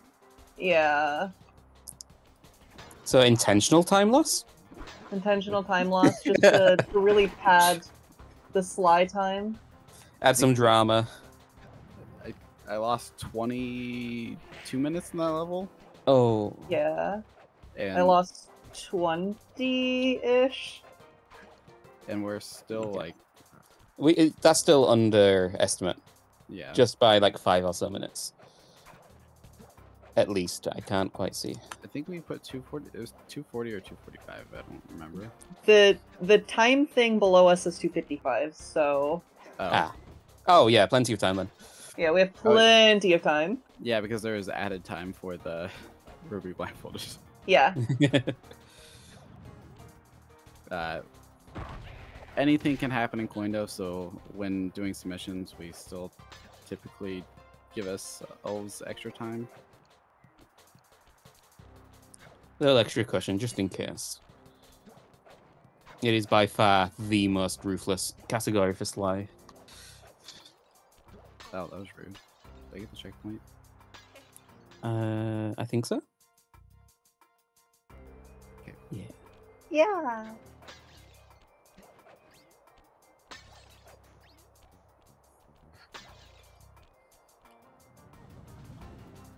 Yeah, I think Alice is a couple minutes ahead of me, but even still, anything can happen. Yeah. Oh yeah.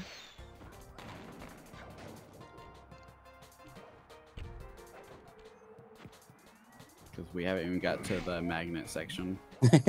Oh no. Don't remind me. Let me live in bliss until we actually pick it up. No. With load shenanigans, they are so powerful that there is actually... Oh, that coin That's sucks. Unfortunate. There is actually some tech that you can do with loading where you can bypass getting magnet altogether, but that is massively against the spirit of the run. So that's I think the only banned trick. Yeah, that's an unspoken rule that Yeah. don't do that. I really want to add it to the rule set just because it would make it not a fun category. Yeah. It would still be fun, it just wouldn't be Coindo. Right. If you noticed, after I collected that coin and reloaded it, I reloaded it again. It was because I collected 2 bottles while reloading, so I had 0 coins, but I had the 2 bottles I collected afterwards. That is against the rules. You cannot collect you cannot collect any collectibles on reload to reload your coins. Yeah. Once you already have coins, you're not allowed to add anything to your collectibles. Yeah. Similar situation to the trick. It's just it keeps within the spirit of the run. Otherwise, you could just run through the level, collect everything as well as coins, and load right at the end, and not have to bother with any of the cool tricks, any of the cool skips, any of the heartbreak. Or if there's like a hard part where, like in Back Alley Heist, the heck jump we were talking about. Yeah. Earlier, you could just go through, grab a ton of coins, and then hit those bottles after you do a loadout, and you would have the bottles but no coins. For most of it, it would be slower, but it's even then it puts a nasty taste in the mouth. Yeah, consistency can be faster though. Oh yeah. Never actually grabbed a coin there, so that was a shock for me. Camera? Oh, did you go 1 level too high, Alice? Yeah. So I was trying to intentionally hit that checkpoint, but I was not trying to ledge grab.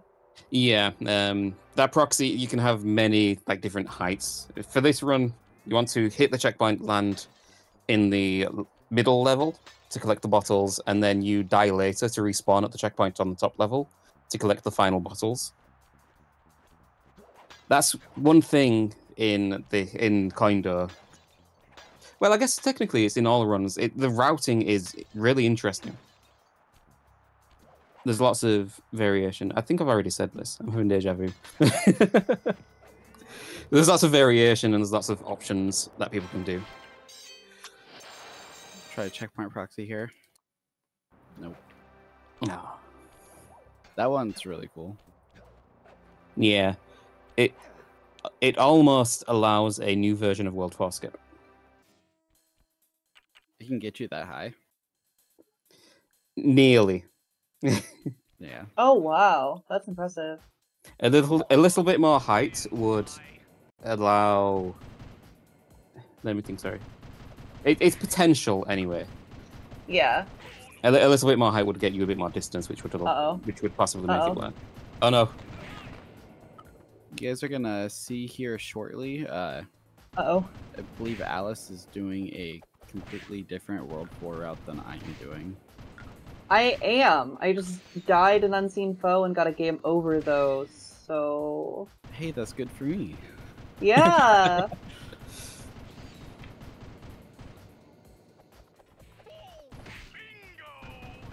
Also, we're coming up on displacement. Displacement! Displacement is a really neat trick that is not used as much as it probably should be. By doing... Sungles, do you want to explain how displacement works? Yeah, absolutely. You know this better than I do.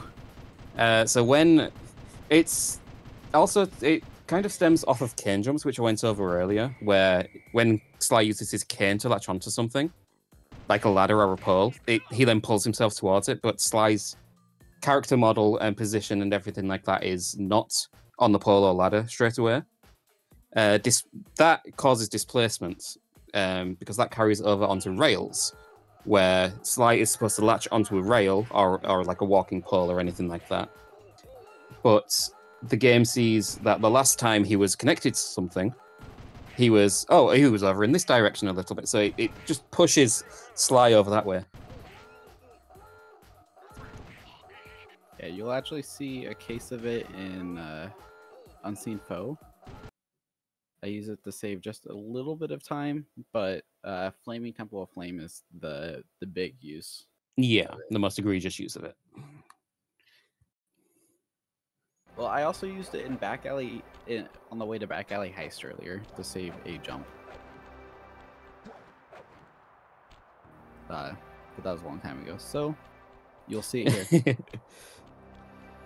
This is also one of the most scary entrances to a level, because that guard is inside the trigger. If you kill him, you are very likely to collect points while entering, and that's a run killer.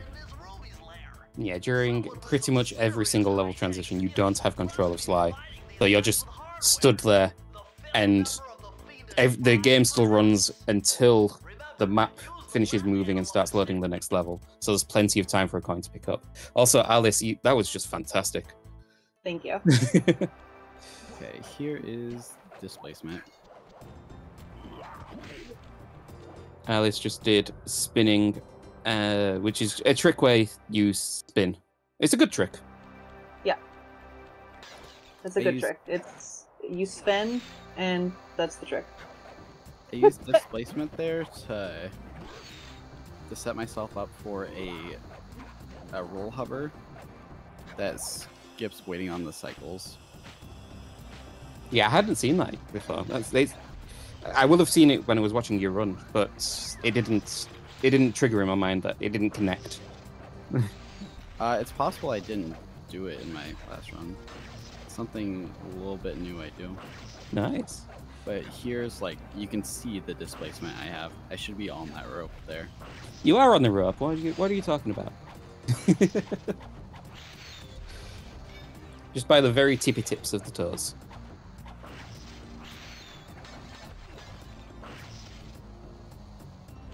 Alice is actually in the final level, which is impossible with Magnet.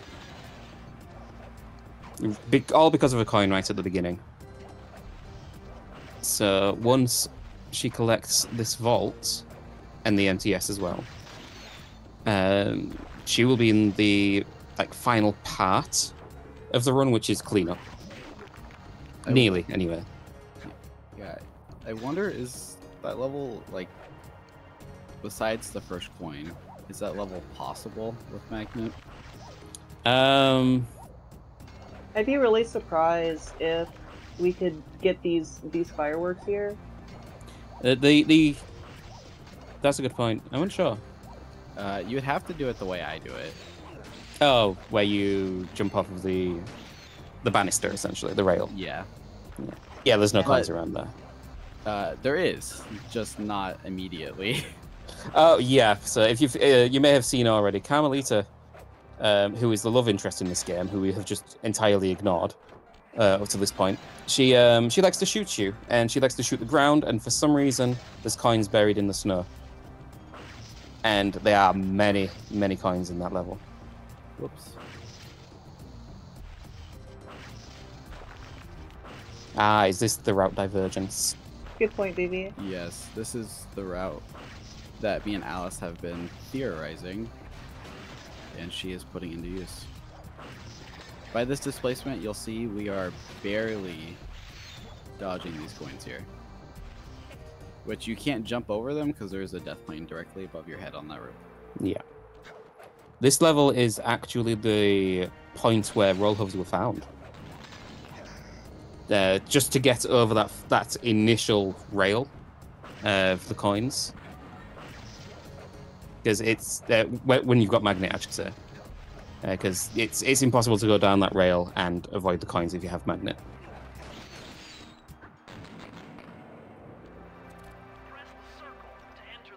And then Coindo just snowballed from there, really.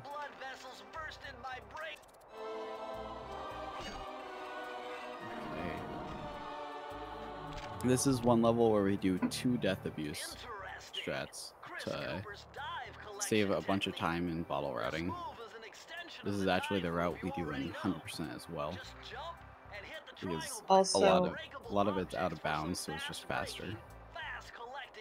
I forgot the double save in back alley, so I can't do the swaggy Vinoc double pause MTS completion. Oh no. It's okay, you're still cool. Thank you. Just go back alley and make the save. I won't mind. Okay, thank you. I appreciate that. Okay. This hook jump that I'm getting ready to do is what saved like tens of minutes. Well, like 5 to 10 minutes probably. Yeah. Yeah, roll hovers, they broke the category essentially. They make it a little bit too easy in some levels, so this is one of them.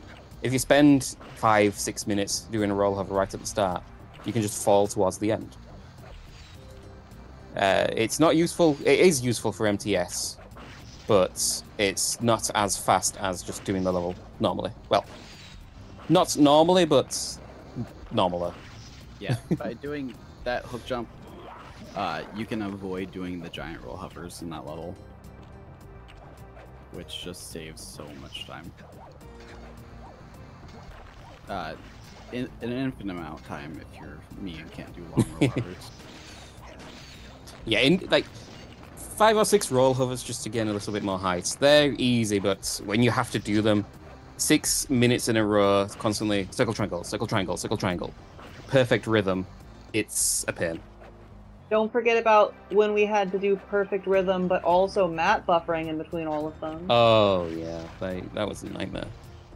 I couldn't. Also, Stevens with the fast spinning as well.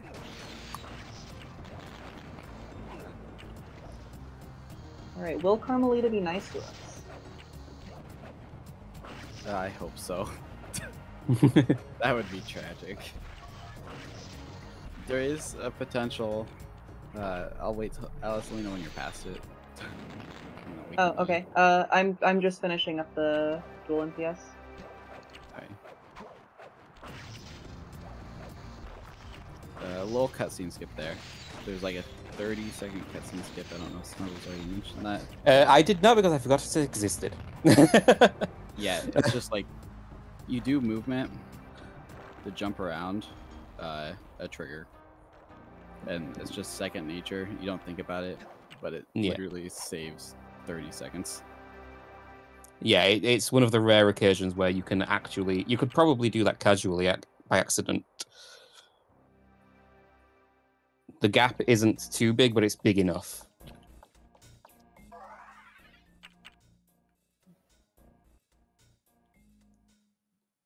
Okay.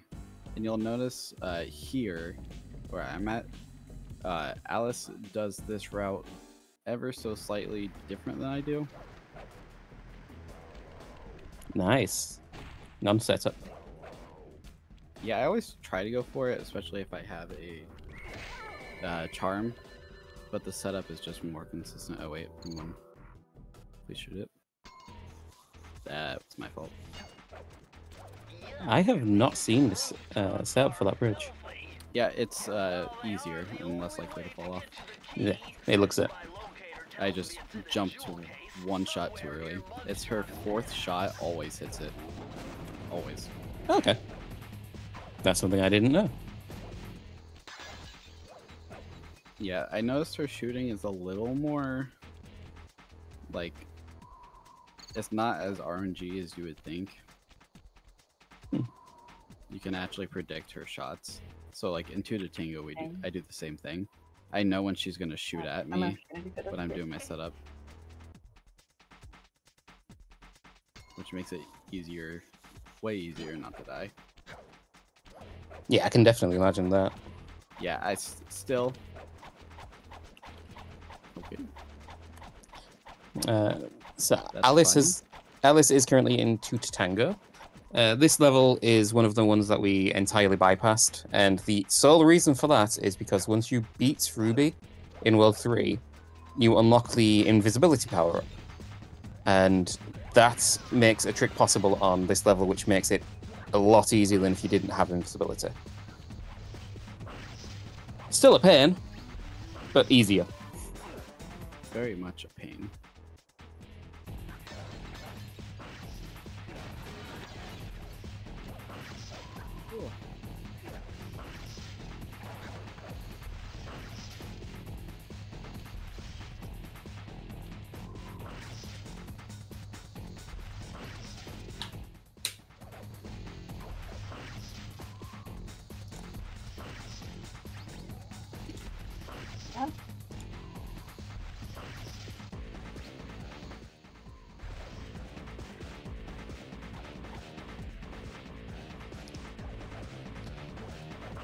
It is always a little bit funny to me that we've played... How long have we been going now? Let's see.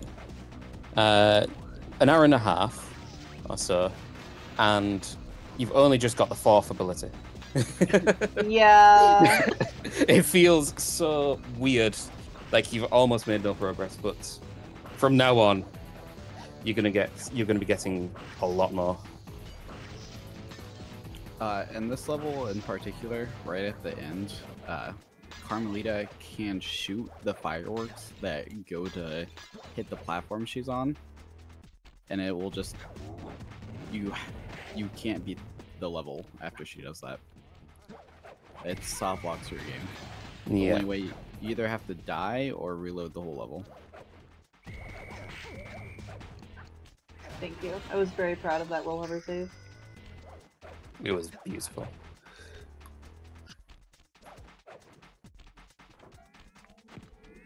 Probably should do the setup here, but I'm not going to. Oh, I forgot about that proxy. Nenant. Nenant. Or Ninonanint. Nenanananan. I'm doing a peace of mind save. Just because. Yeah, I've not seen many of those at all in the run. Yeah, we've both gotten way more confident in our runs in general, but also marathon safety. Yeah. Just saving the game on a second file. It gives safety in case you accidentally save a coin into the save file. The only peace of mind save I've done this run actually lost me time. Rip. Also, that was a really nice 2 to Tango. I did it in a rocky start, and immediately out of the save, I collected a coin. Because I did the save at a bad time. Alice, I think that was the first double load. Yeah. If you open the pause menu as you bring up the Binocucom, it lets you open up a second pause menu, which, if you choose a file to load, it starts loading that level, and then it closes the pause menu, but then you can put the Binokicom away. It brings back up the load file screen, and then you can select a second file, which then loads the information from that second file. So you went, in Alice's case, she took the information from where she was into just outside of Tutu Tango, all the way back to Flaming Temple. It has very few uses, but it can be broken. It can be very, very broken. Yeah. It's used in every single category nowadays, just because it saves so much time. Alice, have you done race yet? Nope. Nope. Basically, same thing as World 2 race, except for we're on ice now. The physics are worse. Very annoying to just drive this track. Yeah. The physics are so bad that even the AI are bad at driving this. Yeah. Fortunately, we can just go over the wall. Click the key and we're out of there. This skip's so funny. Wish we could do it in World 2. Oh, if only. One day, maybe. Right after we find World 3 skip. Yeah. Going back to the Peace of Mind saves, the one I normally do in the run is in Lair the Beast. That makes sense. I normally save 2 or 3 times in Lair the Beast. Yeah. I did save once this time. Which was scary, but I ended up pulling that split. Who knew that not pausing the game made you go faster? Yeah, it was only a gold by like 4 seconds. So that was probably all saves. Yeah. But still, to go through there without a single save, that's insanity. It's scary. I've actually golded quite a bit this run. Nice. I've golded like a total of 30 seconds. Ooh, some of best might be going under 2 hours then at some point. I'm on my way to sub 158. Oh, wow. Also, for context, the normal 100% run is, I think, 1 hour 42 or 1 hour 47. Yeah, 42 is record. So, crazy how close. Going out of the way so much, yet being so close to the same, to the time is insane. I think that was a full sentence. I can't remember. I heard most of it. And for some reason, the World 4 boss, if you're airborne, it doesn't play the cutscene until you land, so you can just leave the level like that. Thankfully. Thankfully, yeah. One of the easier tricks in the game. But now I am into World 5. But what about the rest of the collectibles? I am basically doing the same thing Alice did. I'm gonna get to a certain point and do a double load. She's doing it in Duel by the Dragon, which I actually think is faster than, like, even without the route change stuff. I think just doing it from that position is faster than where I'm doing it. But once I get through the first 2 levels, I will do a double load, and I will go back to 2 to Tango, like Alice did a little bit ago. Alright, y'all. On my screen, we officially have Magnet. Let the nightmare begin.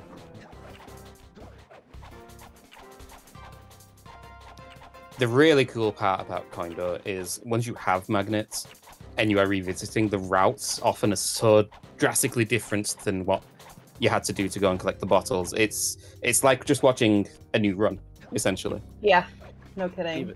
Even though it's the exact same levels. Yeah.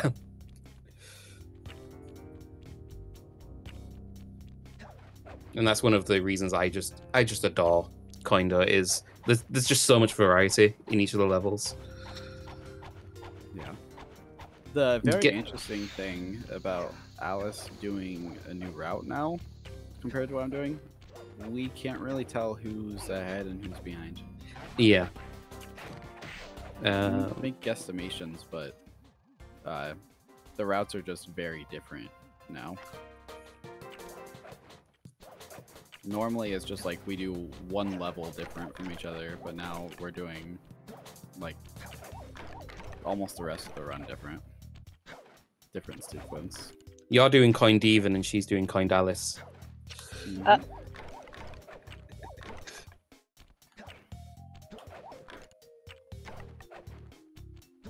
So the level that Stevens just did was literally an auto-scroller. I think it's like 3 minutes long, and 2:15 roughly. And there's no checkpoints. And the birds, they do like to slip between the bullets that you're firing, and it is a pain to die at the end right there. I missed the despawn. It's fine though.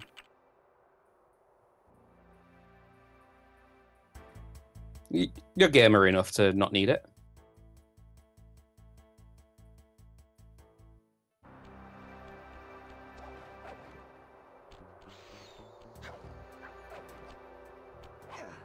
This is the only minigame that has not been played.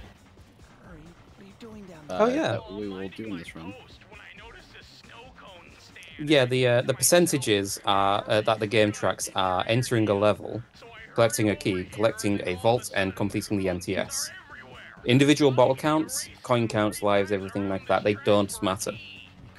So if you can enter a level that has no collectibles and leave it and still carry on, then you can just skip the level essentially.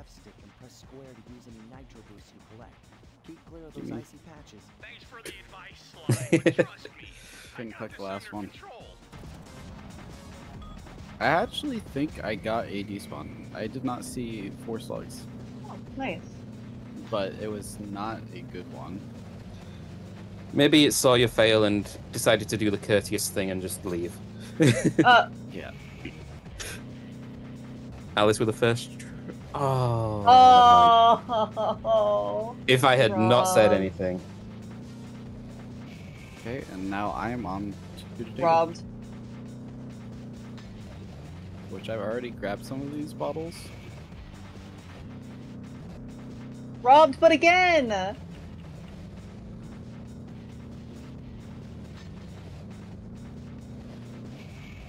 I'm gonna go cry. I promised myself that I was gonna not give commentator's curse. Oh, thank you, Sniffles. Wow! Let me try this version. That might be the most trouble that's given me in like a year. I was half expecting after you landed on the other side to get proxied back over. Oh my gosh. Just in spite. Yes, you'll have seen it earlier when Alice was doing Two to Tango, but the proxy that Stevens is doing now is currently only possible as long as you have Invis.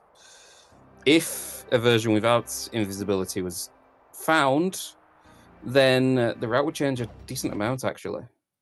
Yeah, it would save a lot of time. Yeah. Because right now, it only saves, like, in all keys, for example, we do this route. It saves, like, 10 seconds, I think, to do a bunch of different things. Yeah, I think it's around 10 seconds. Yeah, it'd save... If we can do it without a revisit, it'd probably save 30. The level is possible the first time you visit it without abilities. It's just a massive pain. Oh my god. Those coins are not nice. I'll just do that. I didn't know when to stay up there. I saw it just floating after I destroyed the save. So My heart skipped a beat. I've never seen that before. Let me just grab those. Did we talk about Grim Panda? No, we didn't. No, I only hit one, so... So with Panda King, if you jump, his belly attack is supposed to knock you away after 10 hits, as you just seen on Alice's screen. But if you jump if you jump after the launch, Sly doesn't actually get launched away. He stays close, and Panda King stays in that kind of like cowering state. And it just lets you do the hits straight away rather than having to avoid the attacks. Saves a bunch of time.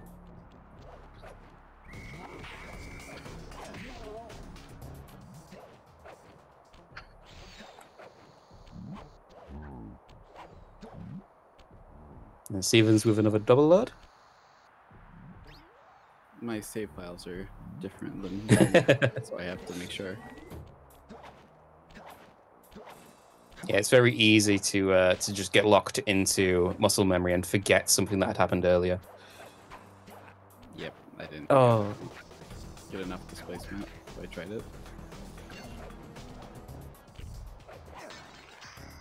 This displacement jump is a little annoying. You could roll hover. I might.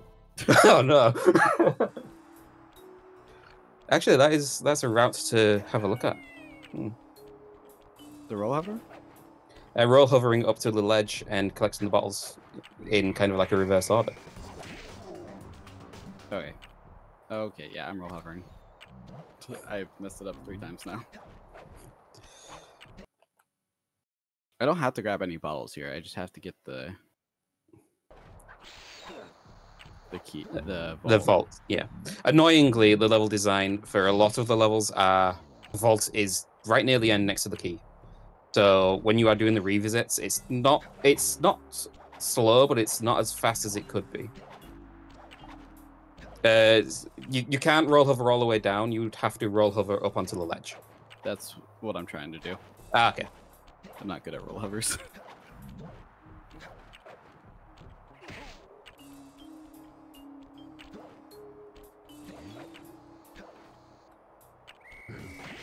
Come on. Can you go a little higher?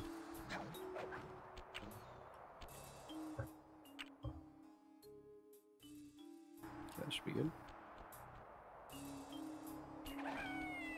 Nice. Which, that actually loses quite a bit of time. But it's okay. Yeah, unfortunately. If you do what's known as a momentum preservation roll hover, Like it's like that. I think it's actually a faster route because you can do some crazy cannonball launch to the other side. If you do the insane roll, it is. Oh, amazing! That's what that cane jump is supposed to look like.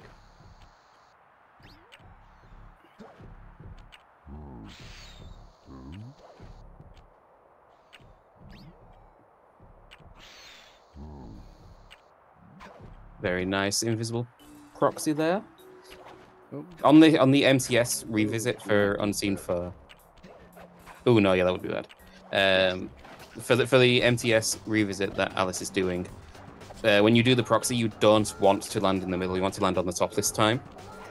It makes the level a lot easier. You can still complete it if you land in the middle, but there's so many coins, it's just not worth it.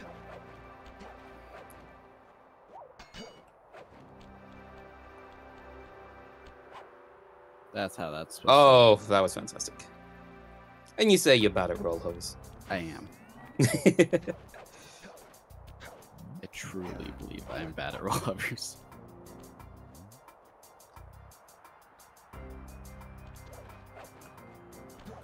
Can't get enough height. I have magnet now, so this is a lot scarier. Especially when you almost fall off into coins. Yeah. The vault for Perilous is right next to the end of the level, and the Perilous is one of the few levels where we can actually walk in the back door. So I'm going to walk in the back door and do the level backwards to get to the vault before I do the MTS. And then I'm going to do a crazy van proxy here. I believe our routes are back to the same now? Yeah. For now. Yeah, because the very first levels that you enter in the world, because you enter them through the van, the exit into the hub world is at the end of the level rather than the beginning. You'll see that being used in World 3 as well, to quickly collect the vaults, unless you do another proxy. I don't think either of us do that. You can't in Tango. Oh no, of course you can. Yeah, because there's coins right at the end there.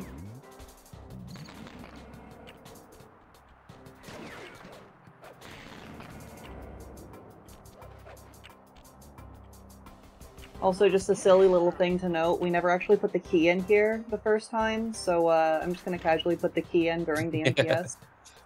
So even though Panda King's been knocked out, he still doesn't think you've left Perilous Ascent.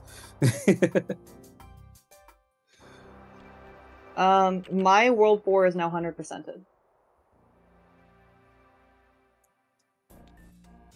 Have you? Yeah, you've done 2 to Tango as well, haven't you?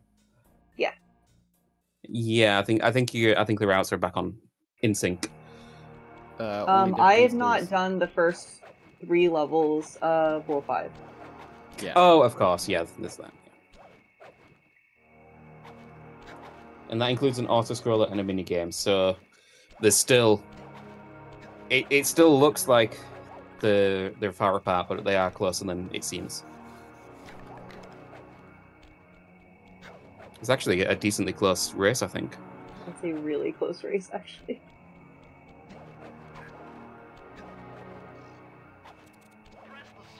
What do you say? Sigard's gonna hit me. But not today.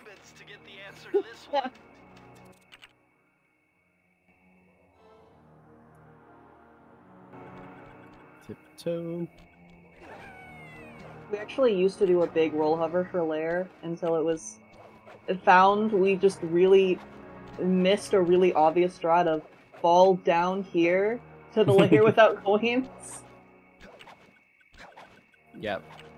One of the first finds I did.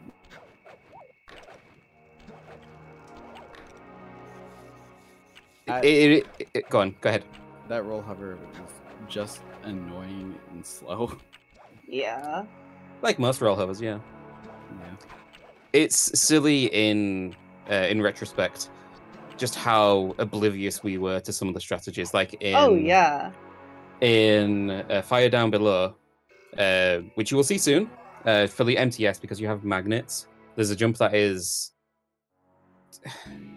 I'd say like fourth or fifth hardest jump in Coinder. Like individual jump, not like series of jumps or anything like that. But there's a device that you can run on for a second and it moves the hook and it's just so simple. And the cutscene that we skipped just before that, it actually tutorializes that part of the game. If only we had listened to Bentley. Yeah, I loved that trick. The hardest jump of the run in Boneyard Casino.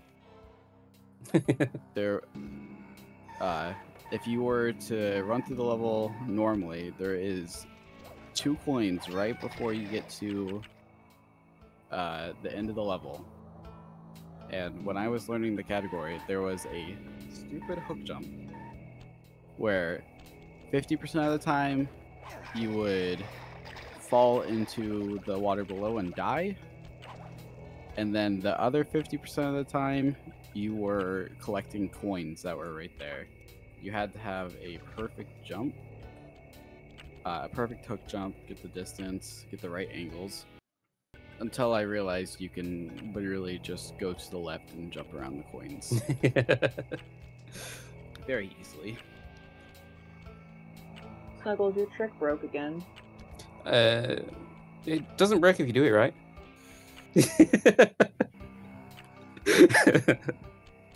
Which one? DPS fan proxy. DSP, sorry. Yeah. Hey, mind if I read a donation? Yeah. Oh, go for it. Yeah. Alright. George donates $5, saying, "It's fun to be in multiple gaming communities because I get to say hi across them all. Hi from the Toho Replay Showcase community. Usually Aw. start posting some streams for them on Sundays and I get to raid over here afterwards.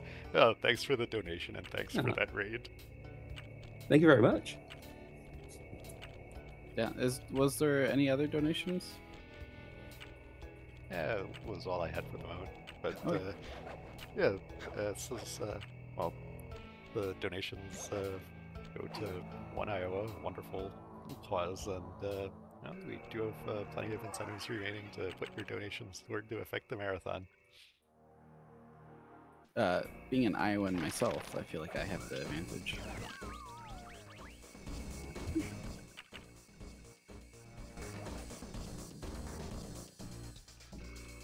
I absolutely love how much speedrunners put into these charity events. Same. It really is nice. It's so wonderful.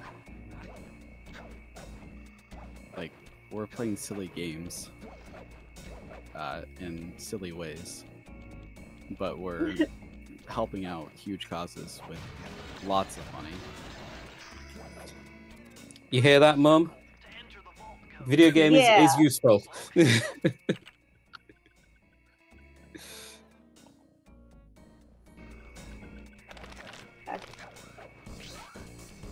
There's just a little bit of RNG on these bramble breaks here on whether or not the coins will let you through. There we go. Got him. Yeah, the very beginning of there is one of the annoying parts. You have to go fast enough, and in the correct, you've got to guess which way to go, essentially. And also, Steven's just casually doing a nose grind. Yeah, I don't know what just happened there. I thought I did everything correct. Probably didn't wait long enough. That seemed fine.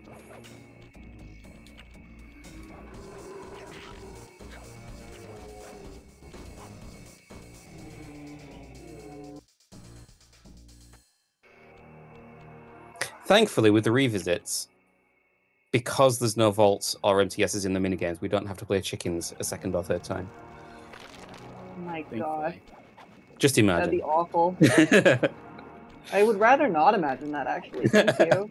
I don't want to do fast chickens. Also, shout out to Ruby already being in jail and using her one phone call to let us know that she knows we're here.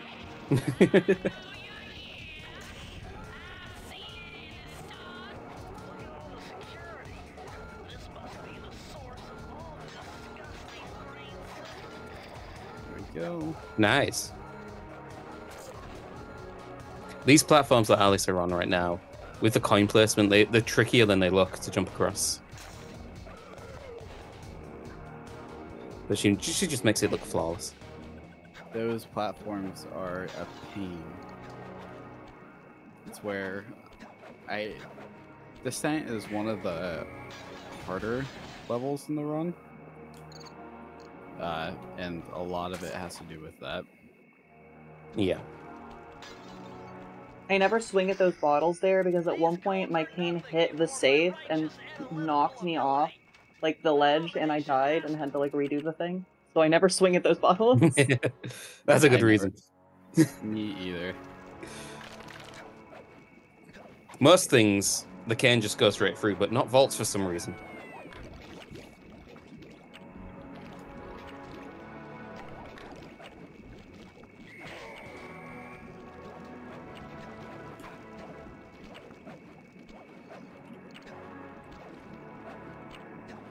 Go.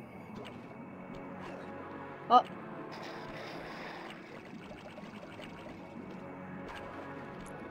Thankfully, at this point in the run, water safety is a thing, so even though Alice missed the first scuba, she didn't have to do the entire level again.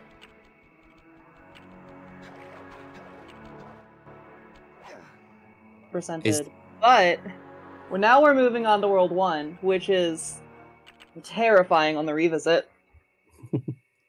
It's nice of them to give you the hardest levels at the beginning and at the end of the run.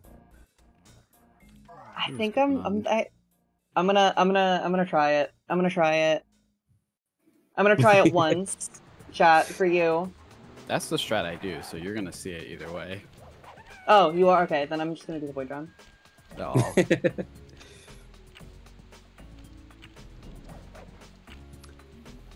Struggling with bone jump.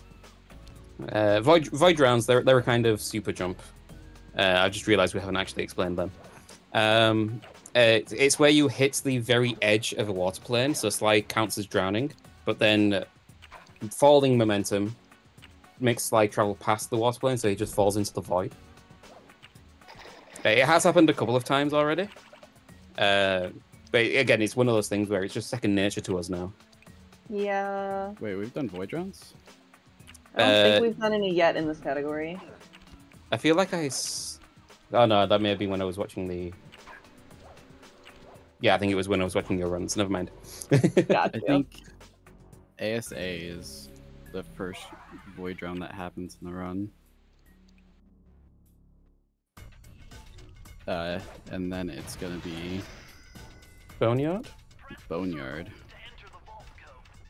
Yeah. So you're seeing all of the time that we spent grabbing bottles earlier, you're seeing that be used right now, because now we can just automatically grab all of the vaults and move on. Fire down below being one of the kind levels and pushing the vault right at the start. Very, very nice. So, Nice. also, other than the bone jump, this has been a really good descent.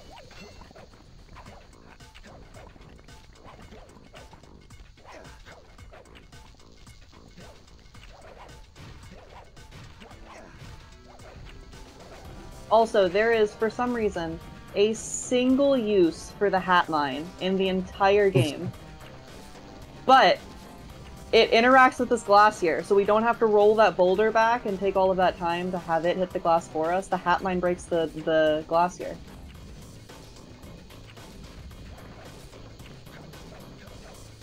On my way to ASA. Catching up. Nice. Well, actually, I think you're slightly ahead because of the World 5 Yeah. progress. I think you're slightly ahead. Well, ASA, anything can happen. This Yeah. trick is annoying. But I've never taken the time to learn the void round, so... Well, who needs that when you can just jump at a rock? Yeah. This is one of the coolest strats in this run. You basically go in this crack here and run here, and then by jumping and pressing roll at the same time, you fly to the end of the level like this. I almost died there. That was That was really clean other than that, yeah. yeah. Got it It's- first try. It's a weird use of roll. It's like, I think it's the only use, the only instance of use like that. Yeah. Because if you jump, you have to jump into the proxy. But then if you let the jump go past the proxy, then Sly's direction changes to where you're moving rather than where the proxy sends you. Ooh, rather than when the proxy sends you. But tapping roll lets you keep moving in the same direction. Now this with I think a very, very clean ACD. Yeah. Unfortunately, the barrel jump has to be done a second time. Okay. It doesn't even matter. It's alright, just get it first try. Alice, have I told you I started doing that jump without slow? Yeah, you did. It's another case like Into the Machine. I like the fluidity. Yeah.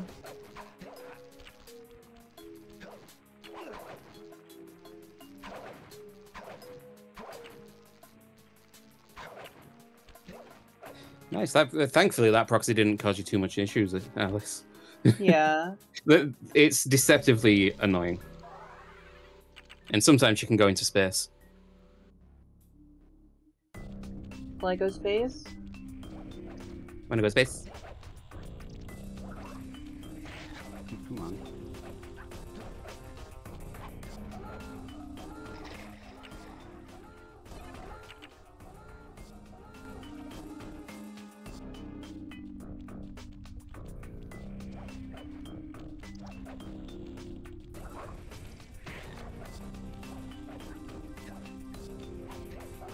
This jump is brutal. So, Gunboat has a really weird out-of-bounds jump you can do here. This is all supposed to be part of the scenery, and this isn't intended to be jumped on. But you can jump on it as long as it's at its lowest point in its rocking cycle. Which is really funny that we found out that you can jump on it in the lowest point in the rocking cycle, but, you know? I hate this jump. This is the hardest jump for me. That's actually really fair. It's not easy. It was really difficult at first until I realized if you just jump on the one platform to the right, it just gets you the correct timing. Oh, I stopped that. Did that wrong. Okay. But yeah, it was really difficult when you try to just run for it, but if you jump one platform to the right, it just lines you up perfectly. Yeah. Even with that, I still have trouble with it. I only do it once because I use an alternate strat to get to the vault, so I only have to do it in the MTS. Got you.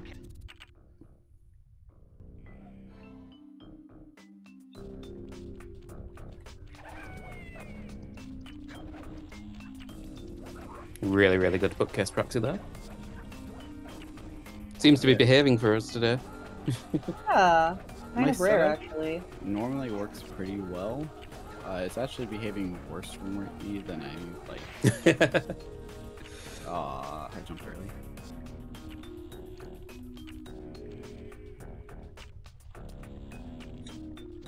But Snuggles, you'll see these are the two bottles that you collect. Yeah, I see that.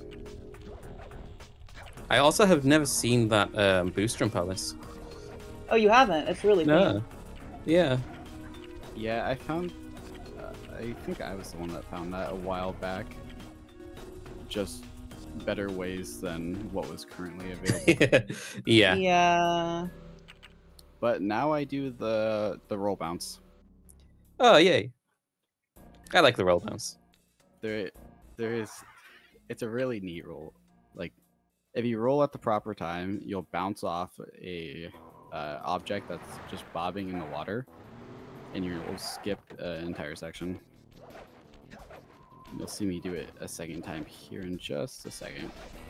Also, I don't think it was noted. When you, during an MTS, if you get seen by a spotlight, the alarm goes off, and that speeds up the timer by like 3 times or 4 times or something like that.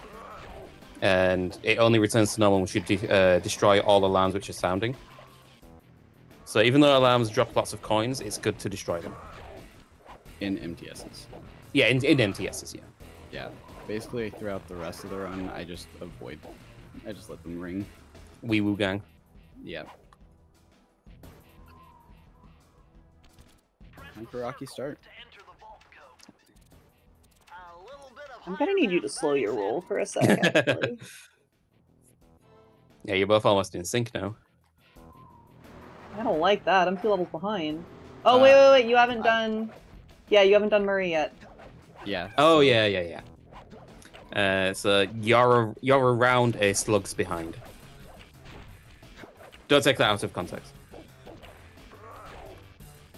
Yeah, that sounds about right.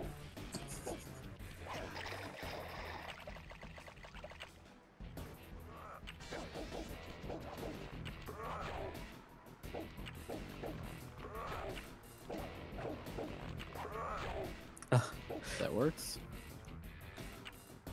We had an in-sync dog proxy there. Oh, yeah? Perfect timing, yeah.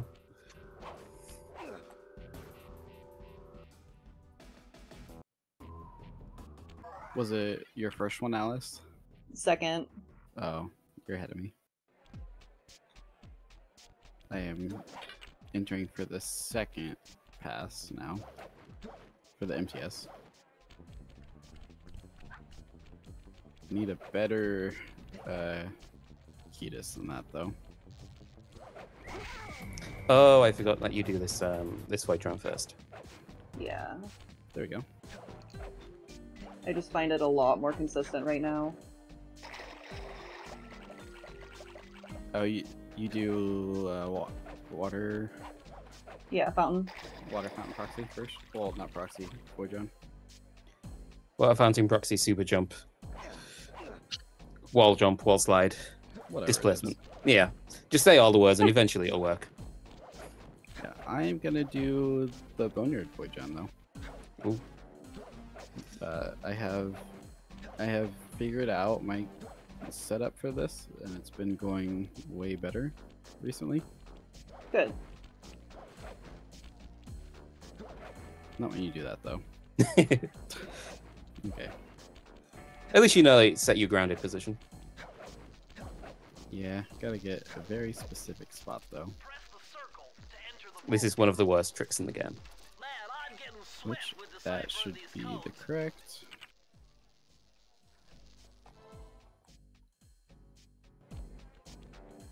Now it's my turn to do that.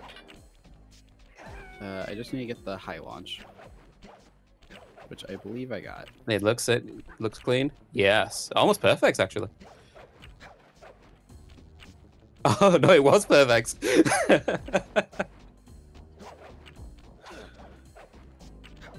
And now I just need to do that proxy again, but not go as far. Void drown. God.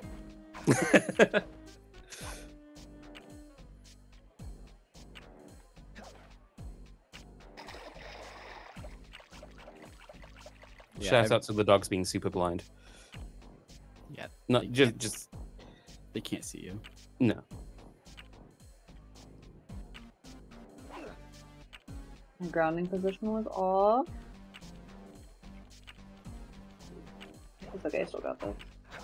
Yeah, doing the void drown to the end is harder than doing what Alice is doing right now, which is running along the outer edges. But it is a lot faster when you get it successfully. Which hopefully I got it a second time. A little slow. I'm hopefully gonna land on the wall. Oh wow, that was close. And I'm like, this is just a backup strat. This is where the really difficult jump was. There was a hook jump here. You would go to the right, but you can just jump.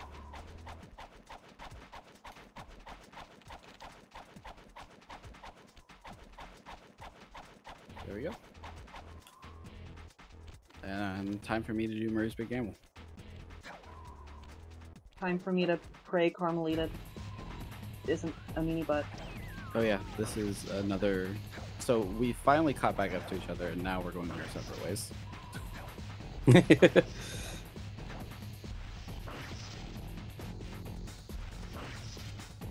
luck, Alice. One shot is okay. Yeah. 2 to Tango is probably the level that has had the single most changes in the past year. We've gone from a 300 roll hovers in a row to Nice. doing a couple roll hovers and then doing a very tight pathing through the entire level to now we just do a we do water tower proxy into a slingshot. So the level has gone from 8-10 minutes, probably longer, down to 3 minutes is all it takes to do 2 to Tango now. If the game is nice to you. This game's Carmelita. Sure.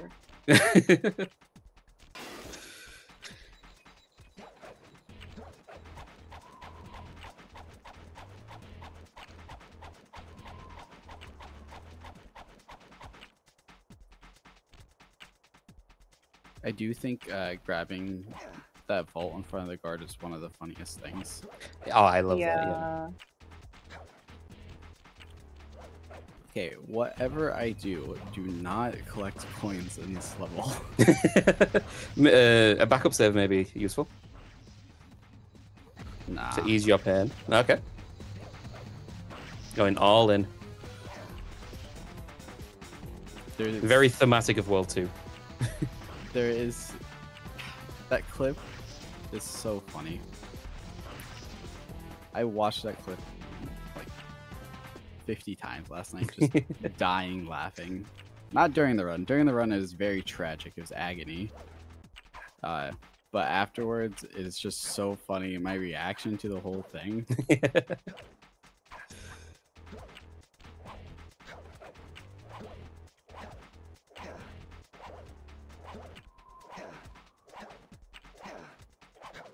Alice is doing a really cool super jump.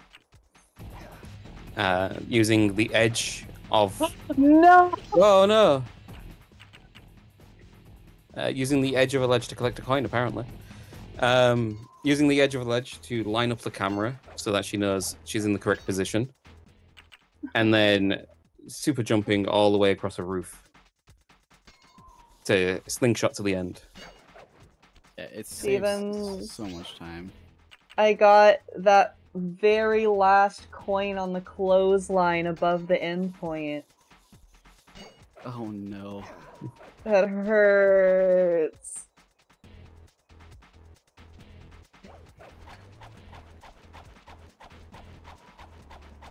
We get to see the funny dog again in Steven's screen in a minute.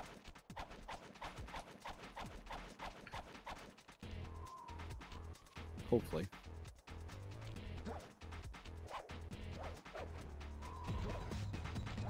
I forgot the timer. My heart is sad. It's okay. You can do it.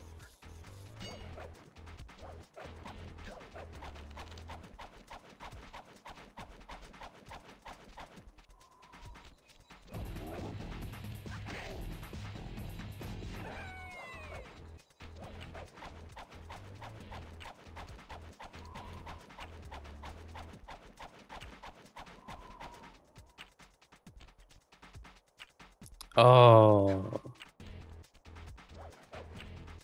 That's my bad. I've actually been... Do this Have the you mean... proper way.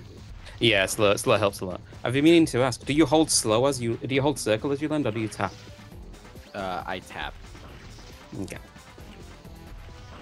Sly just got hit. I've never had that happen. Oh shit. Oh. I don't think this is gonna work properly.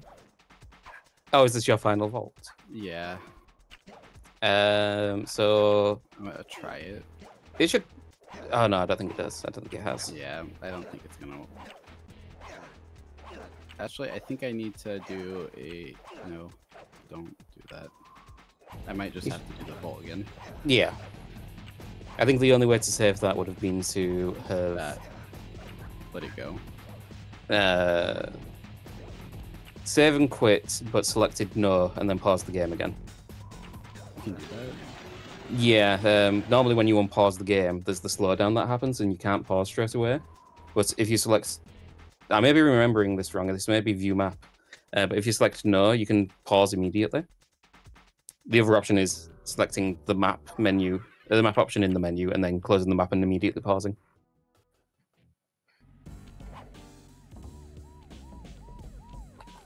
Yeah, you're supposed to do the middle digit last in order to skip a cutscene. And I did not do middle digit last. Yeah, that confused a lot of people at the start when people started doing all vaults, because there's a vault in Paris that you collect. And if you do it in the wrong order and press load at the wrong time, it saves the vault as you load, and you can't normally complete it. But the cutscene doesn't start until Sly has his hands on the final dial and the correct combination is put in. You're free to pause the game after you put the final digit in the second column, and as he's moving his hand, because the game saves at that point. It's really silly oversight, like most things in this game. Yeah.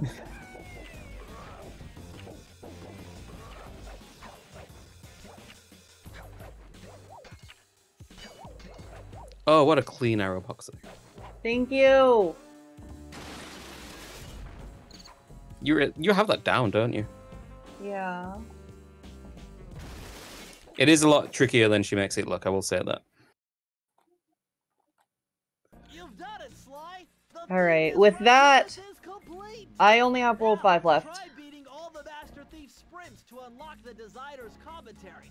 Once you've unlocked them all, I've got a special behind the scenes. I think Stevens is on the final MTS. Okay, Yep. Yeah. So I'm probably like 3-ish minutes behind currently. Tap, tap, tap. If you don't do those taps there, 9 times out of 10, this slingshot does not work, which is wild. You have to get near the edge, but not too close to the edge. Yeah, if you're too close, it's I don't know like the full details, but if Sly is not grounded enough, if Sly is not above enough ground, it won't set his grounded position. No, you'll still be grounded up there. Oh, okay. The problem is, since you're so close to the edge, you hit the grounded, and then you lose. You don't like skip off of it. You just kind of hit and then fall down. Oh, yeah, I have seen that. Yeah. So you don't get the height you need.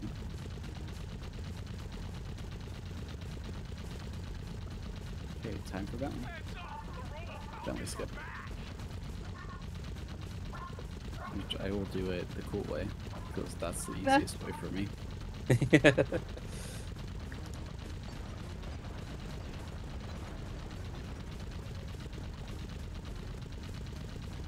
And then these are the last coins I have to avoid.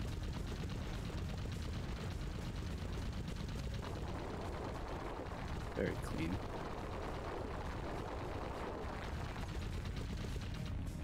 For me, there are no more coins in the run. So this is where we finally get a break.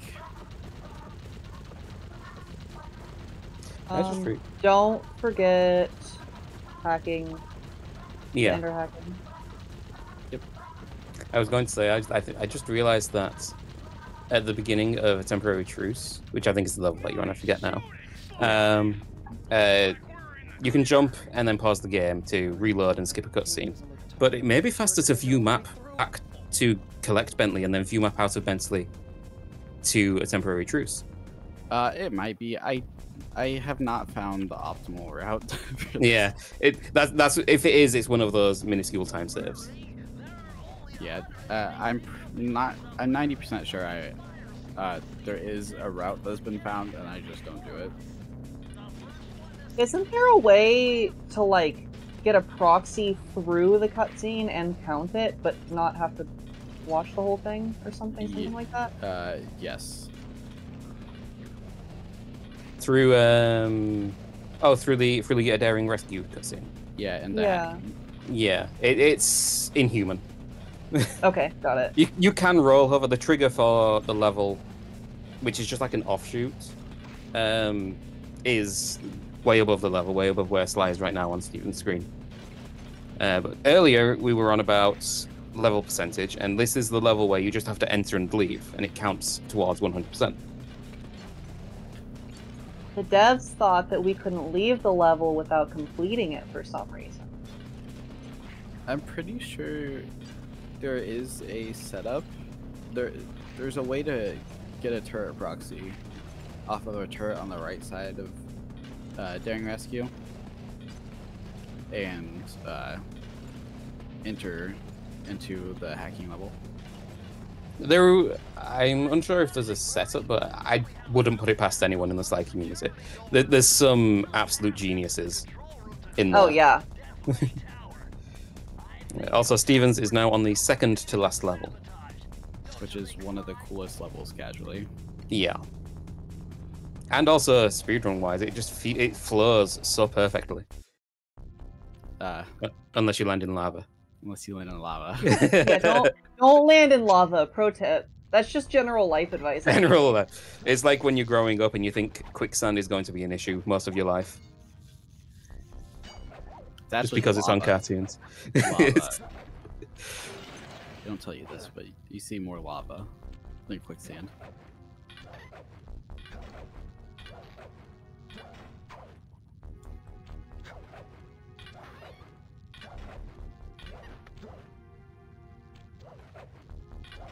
And I should be at 99% here. Yep. Just gotta defeat Clockwork. Nice.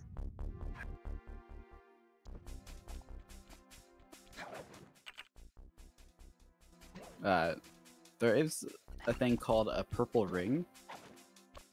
Oh no. If you want to explain that, Snuggles.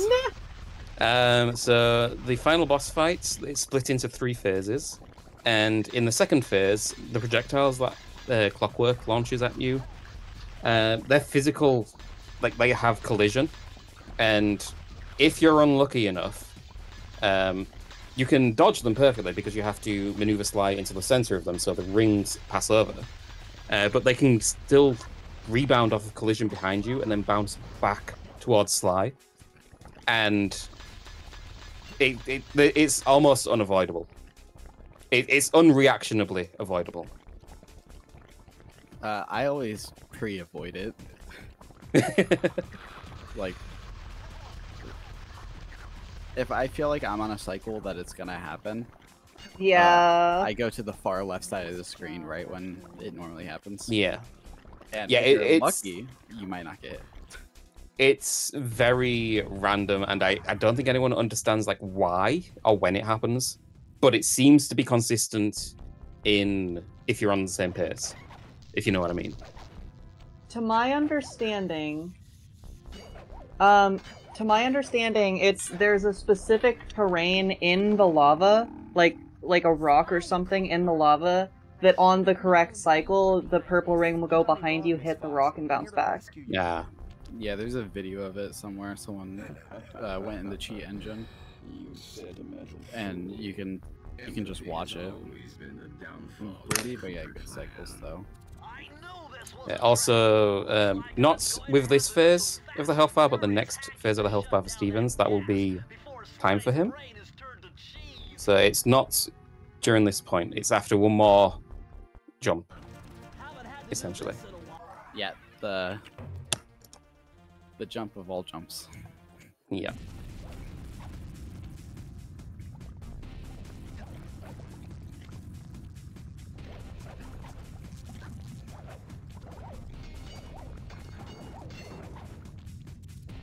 Oh, nice. And get ready on time. That is Time. Nice. GG. GG's. Thank you. After all of that, only one or two levels split you both. Yeah. I don't know if you saw it, but I had a cane swing that sent me through the wire. Oh no. Which was always fun. I'll just quickly say, if it wasn't for losing 22 minutes in Ruby, this would have been a world record. Oh no. Yeah? Wait, no. No, 26 or something, wasn't it? Yeah. I did the wrong way. It would have been, yeah, a 24. So. Certainly not far off. Definitely incredibly impressive.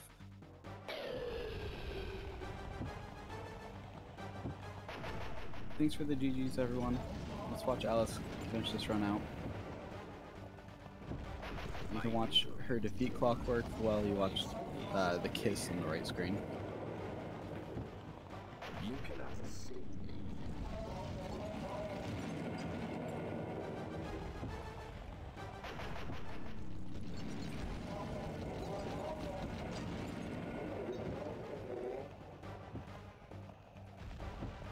Hey. Sly, you got him! Wow, that's one tough owl. I don't get Iconic. it. You're so familiar with my family. That's the only reason to play through the game. Yeah, there's literally no other reason. That's actually why we play the game 100%. That would like influence for that reason. Well, there's where you're wrong. The Thievius Raccoonus It's a little bit surreal to be watching Clockwork fight with just like the groovy jazz of the credits.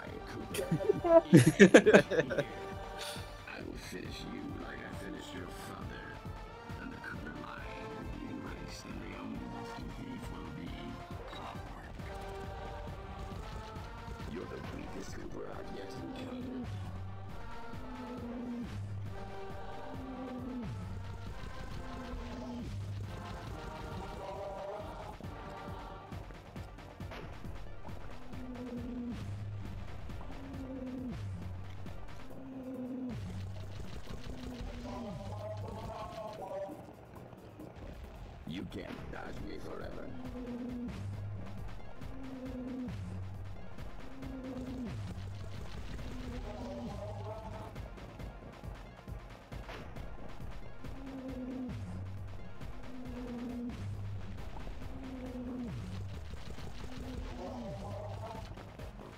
Here we go.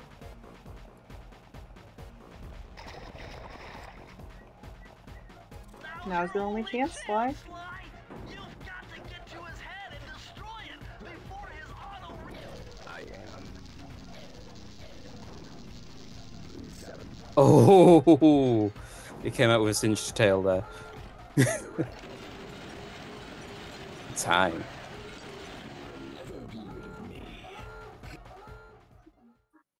It took some tricky Massive congratulations to the both of you.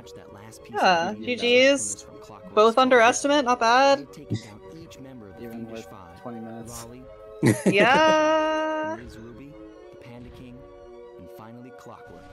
I'd beaten them all one by one and reclaimed my birthright. Good run. Of course, there was no way I could have gotten here without the help of my pals. I know Really, this really hasn't good been easy runs. for them, but they stuck Yeah, with me hope through y'all it. I'm unsure. enjoyed. I'm unsure where they would have placed, Boy, but it took a lot of really guts good for me run. to get out in the field with me. I know he was scared. I He's got still, more heart than anyone I think I've this ever would known. be top 4 Thank goodness for Bentley. for both. Yeah. of us. His expertise. Yeah. That's I never just found how my hard the willpower category in is. Paris. A guy couldn't ask for a better gang of friends. But yeah, great run, both of you. Who Thank could you. ever forget the lovely Carmelita? Looks like we're not going to be friends anymore. Yeah, this category's. Now the Clockwork's So death ray much is out fun. of commission. We're Uh, back Mhm. playing cops and I hope robbers. anybody watching it I thought today for sure she was would going to slap the like to handcuffs on me continue right then watching and this there. category. Me and Alice Yeah. run True it to her word, constantly, and gave me that as well 10-second as head start. other runs and slides. Would you say constantly? 8, Yeah, constantly. 7, I would not. 6, Or probably 4, coin instantly. 2.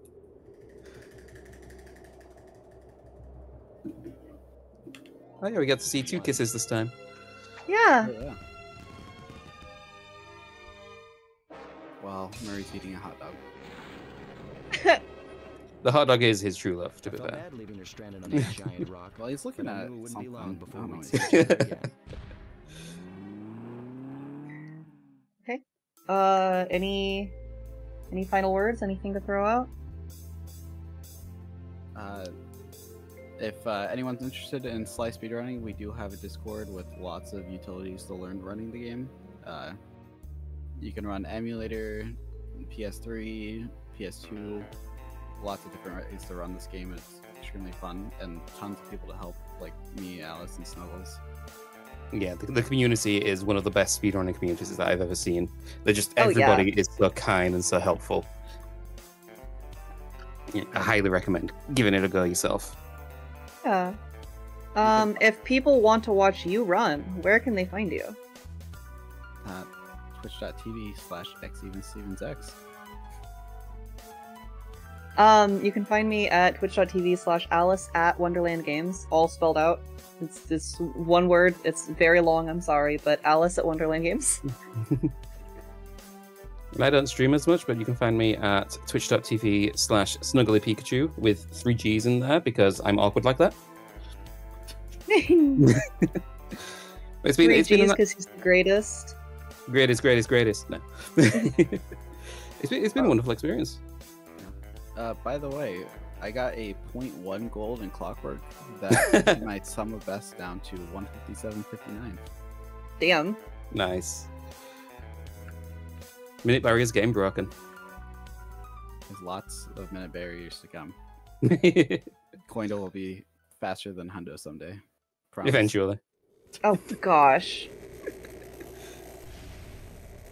Yeah, thank you very Okay. much for having us.